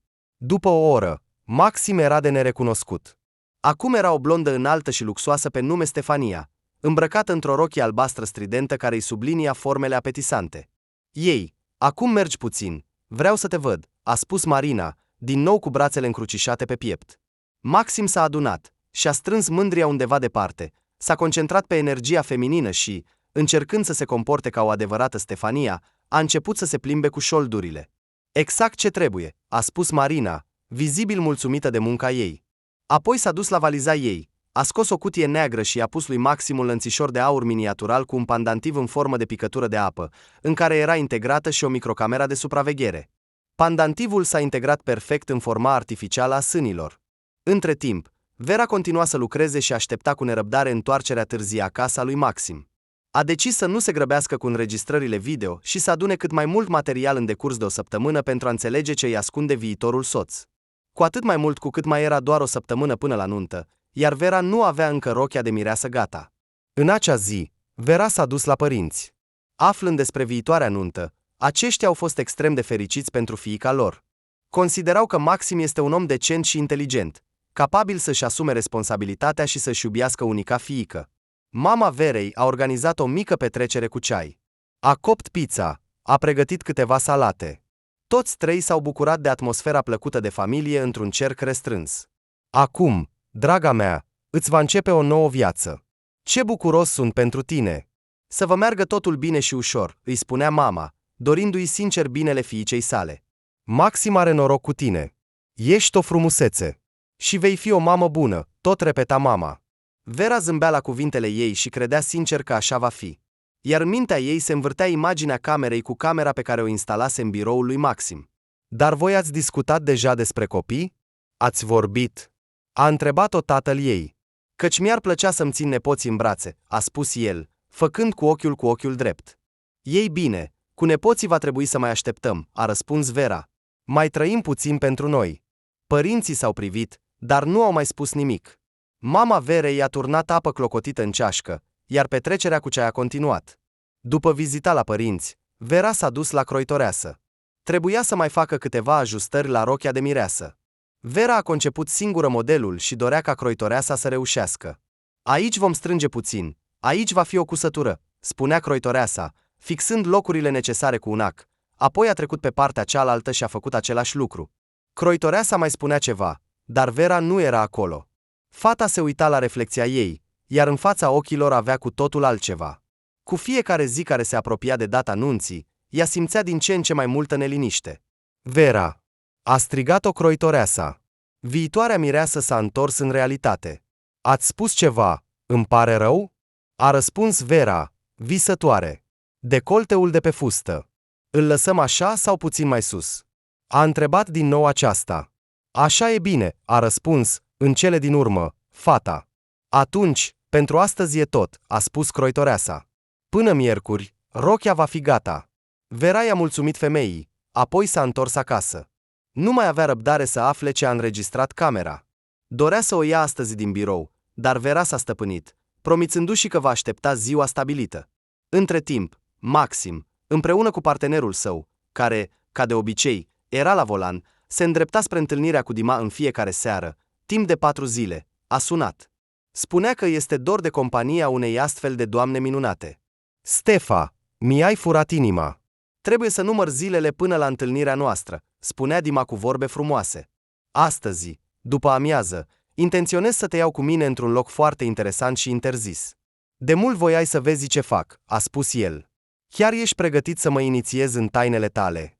A întrebat Maxim cu un ton ușor neîncrezător. Numai pentru tine, a răspuns Dima practic. Imediat după taxiul fals, a plecat grupul operativ. Ei urmăreau fiecare pas al lui Maxim și Ilia, taxiul s-a oprit lângă parc. Practic, copacii goi se legănau în vânt, care uneori dispărea complet. Maxim purta un palton alb scurt, care se potrivea perfect cu ținuta lui albastră. S-a îndreptat spre mașina care l-aștepta acolo. A apărut Dima, el, ca de obicei, era îmbrăcat cu gust, un sacou albastru închis, o cămașă albă și o cap de ras. Fără să stea pe gânduri, și-a deschis brațele, gata să-și învăluie iubirea. Doamne, păsărică, ești din ce în ce mai frumoasă, spunea el, sărutând-o pe obraz. Maxim a început din nou să-și ascundă antipatia, cu un zâmbet forțat și grimase amuzante. Am vrut să te bucur, a spus Stefania falsă, mângâindu-le pe piept. Dima a deschis ușa mașinii sale și i-a oferit lui Maxim să se așeze. Polițistul, așezându-se pe scaun, a simțit din nou tensiune în zona taliei. Marina a încercat din nou să aleagă mărimea potrivită. De ce ești atât de lat, Doamne? Exclamă Marina, când din nou fermoarul nu se închidea. Șoferul a eliberat pedala de frână, iar mașina a pornit. Dima a decis să o familiarizeze pe Stefania cu afacerile sale, iar apoi să meargă la restaurant. Un plan minunat, a spus Maxim, aruncând o privire la mâna pe care Dima o așezase pe genunchiul său. Drumul până la destinație a durat 30 de minute pe o șosea aproape goală. Practic, în mijlocul pădurii a început teritoriul unei vechi fabrici metalurgice abandonate. A fost reconstruită ca un birou cu subsoluri. În jurul ei era un gard de fier cu porți glisante. După câteva secunde, acestea s-au deschis, iar mașina a intrat înăuntru. Grupul operativ care îi urmărea a trebuit să rămână în pădure, deoarece nu puteau intra pe o proprietate închisă. Totuși, lui Maxim i-a reușit să-și amintească cuvântul de cod pe care șoferul lor l-a spus prin radio pentru a deschide porțile. Făcându-se că trebuie să răspundă urgent la un mesaj, Maxim a trimis un SMS cu codul șefului său. Rolul lui Maxim era complicat. Era incredibil de greu să îndeplinească misiunea. Trebuia să fie curajos, viclean, în același timp făcându-se că este o drăguță. Iată-ne ajungi, a spus Dima când mașina s-a oprit. Te rog, urmează-mă, a adăugat el, coborând pe scări. Maxim a simțit cum un nod îi se formează în gât. Dar, totuși, spera că trupele speciale vor acționa cu precizie și la timp. Intrând în subsol, Maxim a descoperit că era o încăpere destul de spațioasă cu câteva uși. Aici era o iluminare destul de bună, funcționa aerul condiționat, chiar și în ciuda aerului rece din interior. Maxim auzea sunete de pocniri, împușcături și voci masculine surde. Dima a deschis o ușă. Maxim a văzut băieți tineri care se antrenau la box. Corpuri puternice și bine tonifiate își perfecționau tehnica și abilitățile. În următoarea cameră, alți băieți trăgeau cu pistoale. Țintele erau lovite perfect. Nimeni dintre băieți nu s-a întors spre ei. Și, în cele din urmă, Dima s-a apropiat de o altă ușă. Aici se aflau bărbații recent sosiți. Stăteau într-o linie, toți 5 erau îmbrăcați în haine de casă, treninguri, cămăși sau tricouri. Stăteau liniștiți, tăcuți și priveau drept înainte. Părea că erau complet detașați de lumea exterioară. Totuși, puțin mai târziu, Maxim a observat că toți erau bine fixați cu curele la stâlpi speciali. Mâinile lor erau, de asemenea, bine legate în spate. Nu te teme, Stefa, acum nu sunt deloc periculoși și nu reprezintă o amenințare, a spus Dima, trecându-și mâna pe talia lui Maxim. De ce? De ce sunt atât de neinteresați și liniștiți? Nu s-a putut abține să întrebe Maxim. Dima a râs, apoi a răspuns. Totul se datorează unui medicament special care inhibă practic toate terminațiile nervoase. Este necesar pentru siguranța și integritatea lor. La început, cei recent sosiți se comportă întotdeauna destul de agitat, își arată temperamentul, furia și puterea. Dima spunea asta și părea că se bucură enorm de puterea de a-i controla și supune voinței sale. Și nu le este deloc rău? A întrebat Maxim cu o voce îngrijorată. Chiar și în această situație complicată, el încerca să se conformeze tiparului de comportament feminin. Te asigur că nu, a răspuns Dima și a ciocănit din degete. I s-a adus imediat un platou pe care se afla un dispozitiv lung în formă de baston din plastic. Era un electroșoc. Poți să te convingi singură, a spus el, oferindu-i să verifice. Maxim a avut o dorință irezistibilă de a face asta lui Dima, dar și-a păstrat calmul și rațiunea. Ah, Dima, am să te cred pe cuvânt, a răspuns cu vocea subțire a lui Maxim. A râs din nou. Ești păsărică mea, a spus el și a dat din nou un pumn pe fundul lui Maxim. Dar poți să-mi povestești cum se desfășoară pregătirea luptătorilor sub influența acestui medicament și, în general, când ies din acest anabioză? Nu s-a temut să întrebe Maxim. Întotdeauna mă minunez de mintea ta, a spus Dima. Ai dreptate, Stefania. Acțiunea acestui medicament durează 24 de ore. Apoi, după expirarea acestui timp, medicii noștri experimentați introduc o seră specială la fiecare 2 zile, care suprimă complet voința proprie a unei persoane și atunci devin complet supuși mie. Poți să-ți imaginezi ce simt când controlezi simultan 10 de soldați instruiți și experimentați. Pe fața lui a apărut un zâmbet de satisfacție.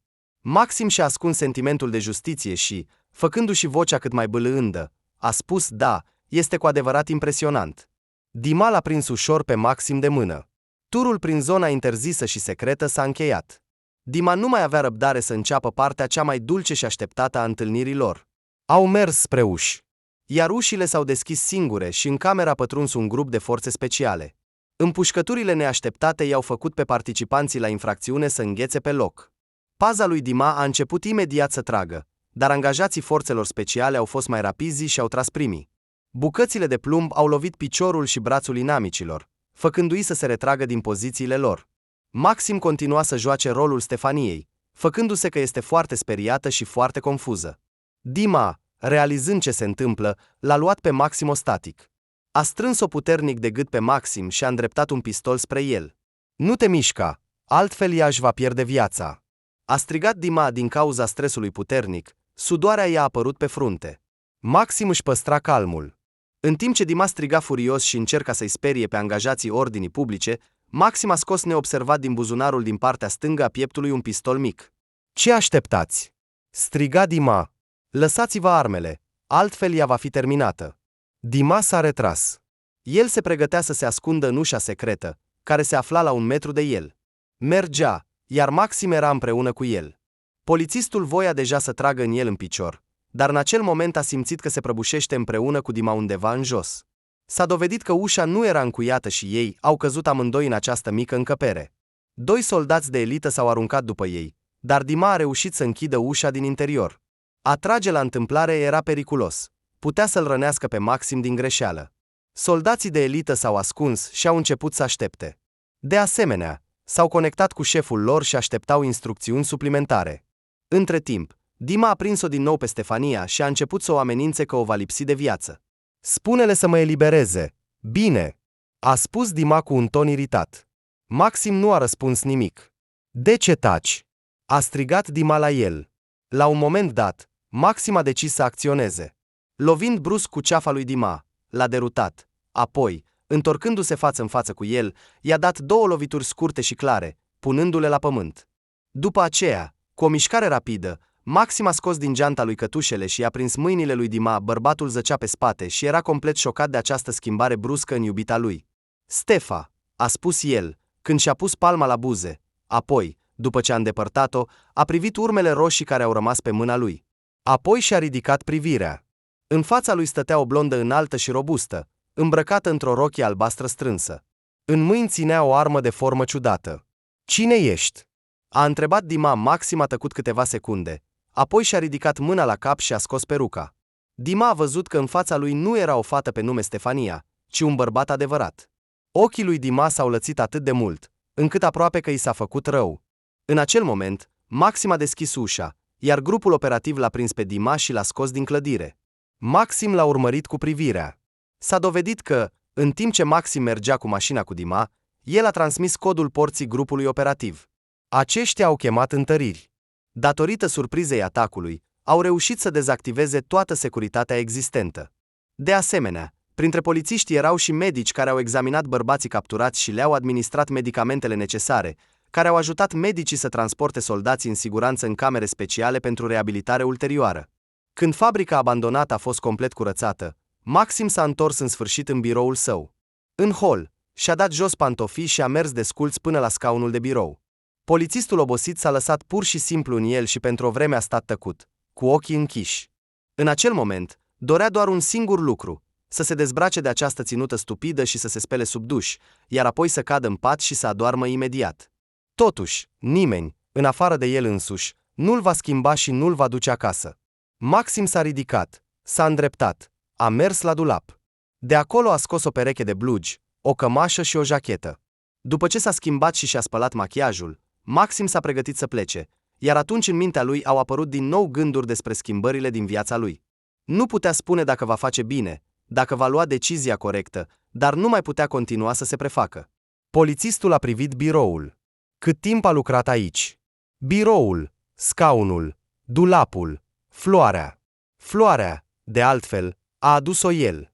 Maxim a citit undeva că Tradescantia curăță bine energia, îmbunătățește starea de bine. Tânărul a luat o mână de frunze verzi. Erau suculente și atât de delicate, cu dungi paralele albe uniforme. Dar ceva i-a atras atenția. Un obiect ciudat, negru, de dimensiuni foarte mici. Maxim s-a interesat de acest obiect. L-a desprins de ghiveci, l-a examinat cu atenție și cu uimire a realizat că era o cameră ascunsă. Cui mai trebuie asta? S-a întrebat Maxim. Trebuia să afle imediat. Apropiindu-se de biroul de lucru, a introdus-o imediat în portul corespunzător, apoi a deschis înregistrările video. Aici era în costum de bărbat obișnuit, iar aici, deja în rochie galbenă, iar aici în albastră. Răsfoind înregistrările până la început, a deschis prima înregistrare. Ce uimire a avut când pe video l-a recunoscut pe viitoarea lui soție. Ea a mers de la un capăt la altul al camerei, a trimis un sărut în aer, apoi s-a apropiat și a oprit filmarea. "O, Doamne!" a spus el, acoperindu-și fața cu mâna. "Acum înțeleg cine a instalat-o. Vera, fata mea, mai crezi că te înșel?" s-a întrebat Maxim. Apoi a pus camera la loc și s-a dus acasă. Nu i-a spus nimic Verei. Va veni vremea și ea va vedea totul cu ochii ei. Până la nuntă mai era o zi. Vera s-a dus din nou la muncă la Maxim pentru a lua sticul USB. Acum va afla adevărul despre băiatul ei. Fata era puțin neliniștită. Se îngrijora. Dar ce dacă îl va vedea pe cea care a fost cauza certurilor lor? Vera a urcat scările și a deschis ușa. "Bună ziua! Sunt aici pentru Maxim Vladimirovici, în legătură cu o chestiune personală," a spus Vera secretara. O tânără cu un coc perfect pe cap și îmbrăcată într-o bluză albă și un sacou, a privit-o pe Vera de la cap la coadă. "Maxim Vladimirovici nu este acum la birou," a spus ea, examinând-o din nou pe Vera clar. Vera a dat din cap, căutând în minte alte variante de a ajunge la biroul lui. A mers încet spre ieșire. "Maria Anatolievna!" S-a auzit o voce masculină. "Da," a răspuns fata, "Valeriu Mihailovici," și a început să meargă pe coridor. Profitând de această ocazie, Vera a trecut pe ușa dorită. A încercat să acționeze rapid. Luând camera ascunsă din floare, a ieșit imediat în coridor, iar apoi din clădire. Anticipând dezvăluirea lui Maxim, Vera s-a întors acasă și, fără să-și scoată hainele de sus, a intrat în cameră. Fata s-a așezat la masă, a deschis laptopul și a deschis video pe care l-a înregistrat camera ascunsă. La început, Vera s-a asigurat de îndoielile ei. În biroul lui Maxim a intrat cu adevărat o femeie. O blondă în rochie roșie a intrat în biroul viitorului ei soț ca și cum ar fi fost acasă. Mai mult, s-a așezat pe scaunul lui de birou. "Așteaptă-le! Cretină!" a exclamat Vera cu voce tare. Ochii ei s-au umplut de lacrimi. Se gândea, dar acum, când a văzut amanta soțului cu ochii ei, nu mai avea nicio îndoială. În ciuda durerii care i-a străpuns pieptul, Vera a continuat să se uite la înregistrare. Trebuia să recunoască că fata era frumoasă. Părul lung, machiaj strident. Totuși, în următorul moment a văzut ceva. Blonda de pe ecranul laptopului a scos brusc peruca de pe cap. Vera s-a oprit, a devenit curioasă. Apoi fata de pe ecran s-a ridicat de pe scaun și s-a dus la dulap. Vera nu voia să vadă detalii atât de intime, dar curiozitatea a învins. Mai întâi, blonda a scos rochia roșie și a rămas în costum strâns de culoare pielii. Vera a observat că figura ei nu mai era atât de armonioasă ca în rochie. A fost și mai interesată de asta. A continuat să se uite, înclinând puțin capul înainte. Ce uimire a avut când blonda s-a transformat în viitorul ei soț. Da, în fața ei nu era nimeni altcineva decât Maxim. Vera a rămas fără cuvinte. Ce groaznic! A spus ea, necrezând că ceea ce a înregistrat camera. Închizând gura cu mâna, Vera a oprit înregistrarea. Fără îndoială, acesta era Maxim. În curând s-a auzit sunetul cheii care se întorcea. Fata a oprit imediat și a ascuns sticul în buzunar. Apoi a trecut repede în baie, a deschis apa rece și a umezit mâinile în apă, apoi și-a aplicat palmele pe obraz. Apa aproape înghețată a ajutat-o să se liniștească. Bună seara, a spus Vera, ieșind în coridor. Ah, fata mea, salut, a răspuns Maxim cu bâlândețe. Era obosit și părea puțin epuizat. Vera se uita la el. El este atât de bun, s-a gândit ea. În mintea ei nu se putea împăca cu gândul că Maxim și blonda aceea sunt aceeași persoană. Acum va fi cina, a spus Vera, mergând spre bucătărie. Și-a strâns buzele, deoarece încă nu credea în ceea ce se întâmpla. În mintea ei apăreau fraze pe care Maxim le spusese. Nu sunt sigur că sunt la locul meu. Alegerea noastră este limitată de cadre stricte, iar asta este cum te-ai născut, fie bărbat, fie femeie. Maxim a ieșit în bucătărie. S-a apropiat de Vera și a îmbrățișat-o. Vera a inalat mirosul lui și a simțit din nou aroma subtilă a parfumului feminin deja cunoscut. Nu știa de unde să înceapă conversația, poate că era deja prea târziu să discute despre asta. Dar poate că Maxim nici el nu știe cum să-i povestească totul. El a decis deja totul și doar din milă pentru ea trăiește alături de ea. Sau poate, dimpotrivă, trăind cu mine, se simte mai protejat? Da, exact. Cum de nu mi-am dat seama mai devreme? La această idee a ajuns Vera, s-au așezat la masă. Maxim se comporta ca de obicei. Zâmbea, glumea. Vera susținea conversația. Cum s-a întâmplat asta? Cum am ajuns aici? De ce a decis Maxim să mă folosească în acest mod? Era groaznic, se învârtea în mintea ei. Apoi cina a continuat în tăcere deplină. După ce a terminat cu peștele prăjit și cartofii, Vera s-a dus în cameră. S-a plâns de o durere de cap, așa că s-a culcat prea devreme. Pentru Maxim, totul părea destul de obișnuit. El termina ceaiul rece, stând la masă și gândindu-se că în câteva zile viața lui se va schimba complet. Se va schimba statutul său familial, se va schimba el însuși și spera că activitatea lui îi va aduce mai multă liniște, mai multe momente fericite și timp pentru sine. Dar până acum nu spusese nimănui despre asta. Mai întâi trebuia să se asigure că totul va merge bine. Bine, trebuie să merg la culcare. Mâine este o zi importantă, ziua nunții. Cu aceste gânduri s-a dezbrăcat și s-a culcat în pat. I s-a părut că Vera a adormit de mult, așa că a încercat și el să adoarmă cât mai repede. Totuși, în noaptea aceea, Vera, dimpotrivă, nu a putut adormi mult timp. Gândurile nu-i dădeau pace. Se gândea la viitorul ei și la viața comună cu Maxim. O mare supărare și o amară adevăr despre băiatul ei o chinuiau din interior, făcând-o să nu poată dormi. Cum poate să se comporte de parcă nimic nu se întâmplă? Cum poate să se comporte astfel cu sentimentele mele? Ah, Maxim, eu ți-am crezut, ți-am încredințat, m-am plâns de mine, Vera, iar lacrimile fierbinți curgeau pe obrazii ei. În cele din urmă, abia spre dimineață, Vera a reușit să adoarmă. Dar a fost trezită de un zgomot ciudat venind din bucătărie. S-a ridicat și s-a dus spre sunet. În coridor a întâlnit o blondă înaltă cu tocuri. Ea îi stătea cu spatele Verei și de aceea nu o vedea. Vera își examina rochia lungă cu decolteu adânc pe spate, neputând să-și ia ochii de la ea. În cele din urmă, doamna s-a întors, iar Vera l-a văzut pe Maxim. În mâini ținea o perucă. Șuvițele lungi și albe atârnau până la podea. Apoi Maxim s-a uitat la Vera cu o privire evaluatoare, a pus peruca pe cap și a început să râdă, deschizându-și gura într-un mod neobișnuit. Pata de ruj roșu de pe buzele lui a început să se extindă, să crească în dimensiune. Cu fiecare secundă devenea din ce în ce mai mare. Vera încerca să îndepărteze de la ea această culoare roșie terifiantă. Practic a reușit să scape din acel loc. S-a trezit, sărind din pat. Fruntea ei era transpirată, respira greu. Privind spre cealaltă jumătate a patului, a descoperit că Maxim nu era lângă ea. Îmbrăcându-se cu un halat, Vera a ieșit în bucătărie. Din zgomotul apei din baie a înțeles că Maxim se spală. Astăzi era o zi responsabilă și foarte importantă. Totuși, în curând Vera și-a amintit ce o chinuia. A decis să-l pedepsească pe Maxim odată pentru totdeauna. Dacă el nu vrea să-mi spună totul și în plus mă folosește în scopurile lui, îi voi arăta rapid cât de mult îl va costa asta. Telefonul ei a sunat. Era Serghei. Se cunoscuseră recent. Asta s-a întâmplat când ea s-a despărțit de Maxim.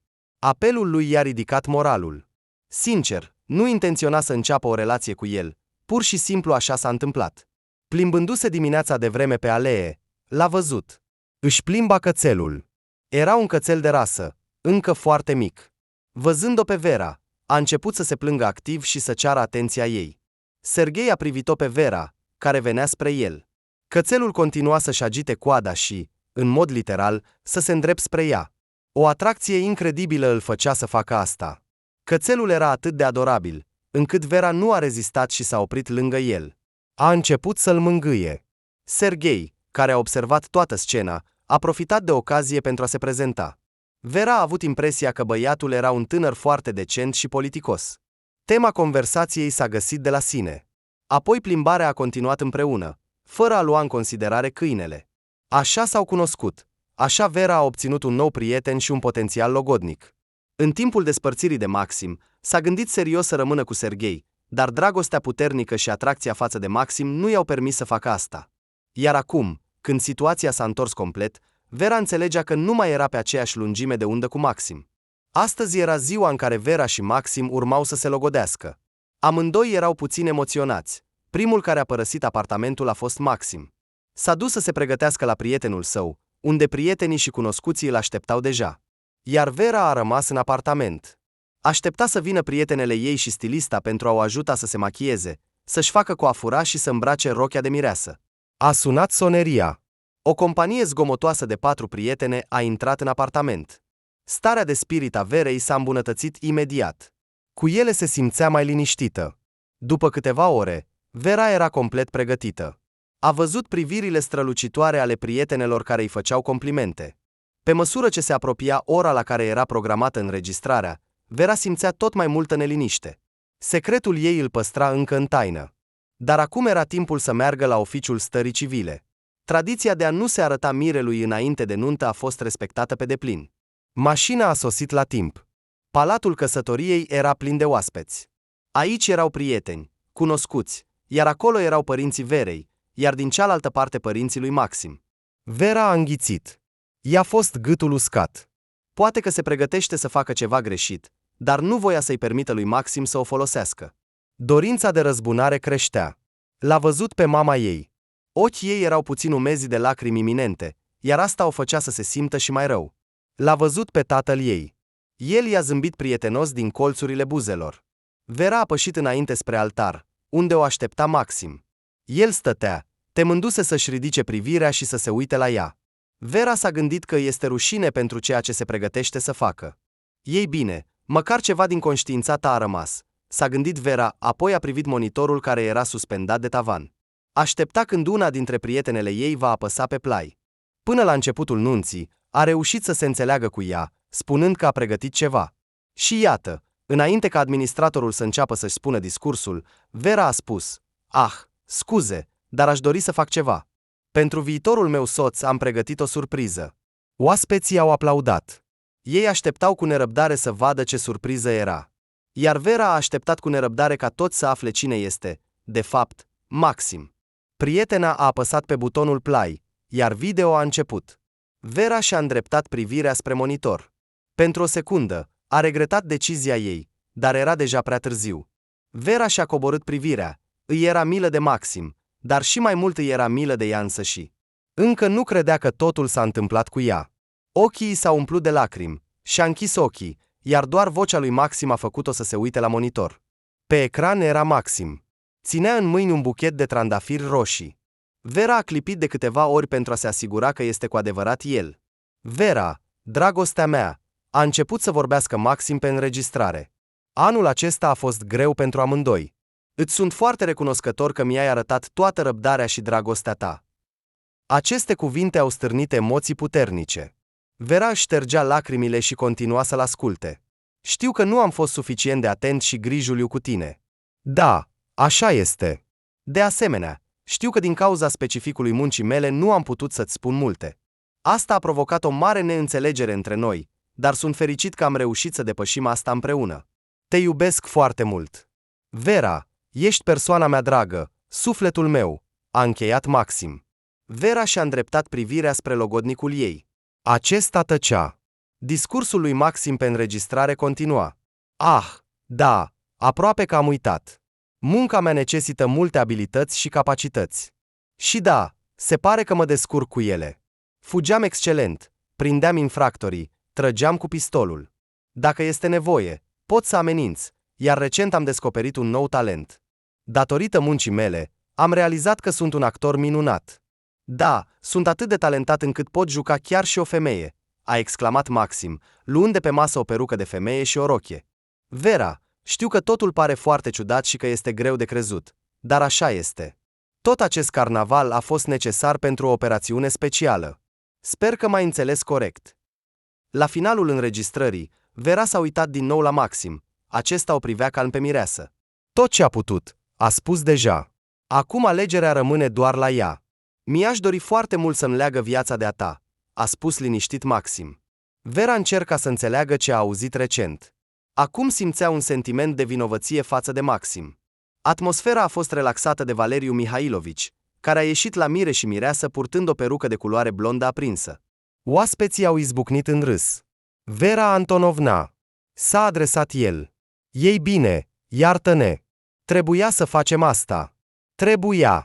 Iar Maxim a lucrat excelent. În sfârșit, l-am prins de gât, nu-i așa, Maxim Vladimirovici?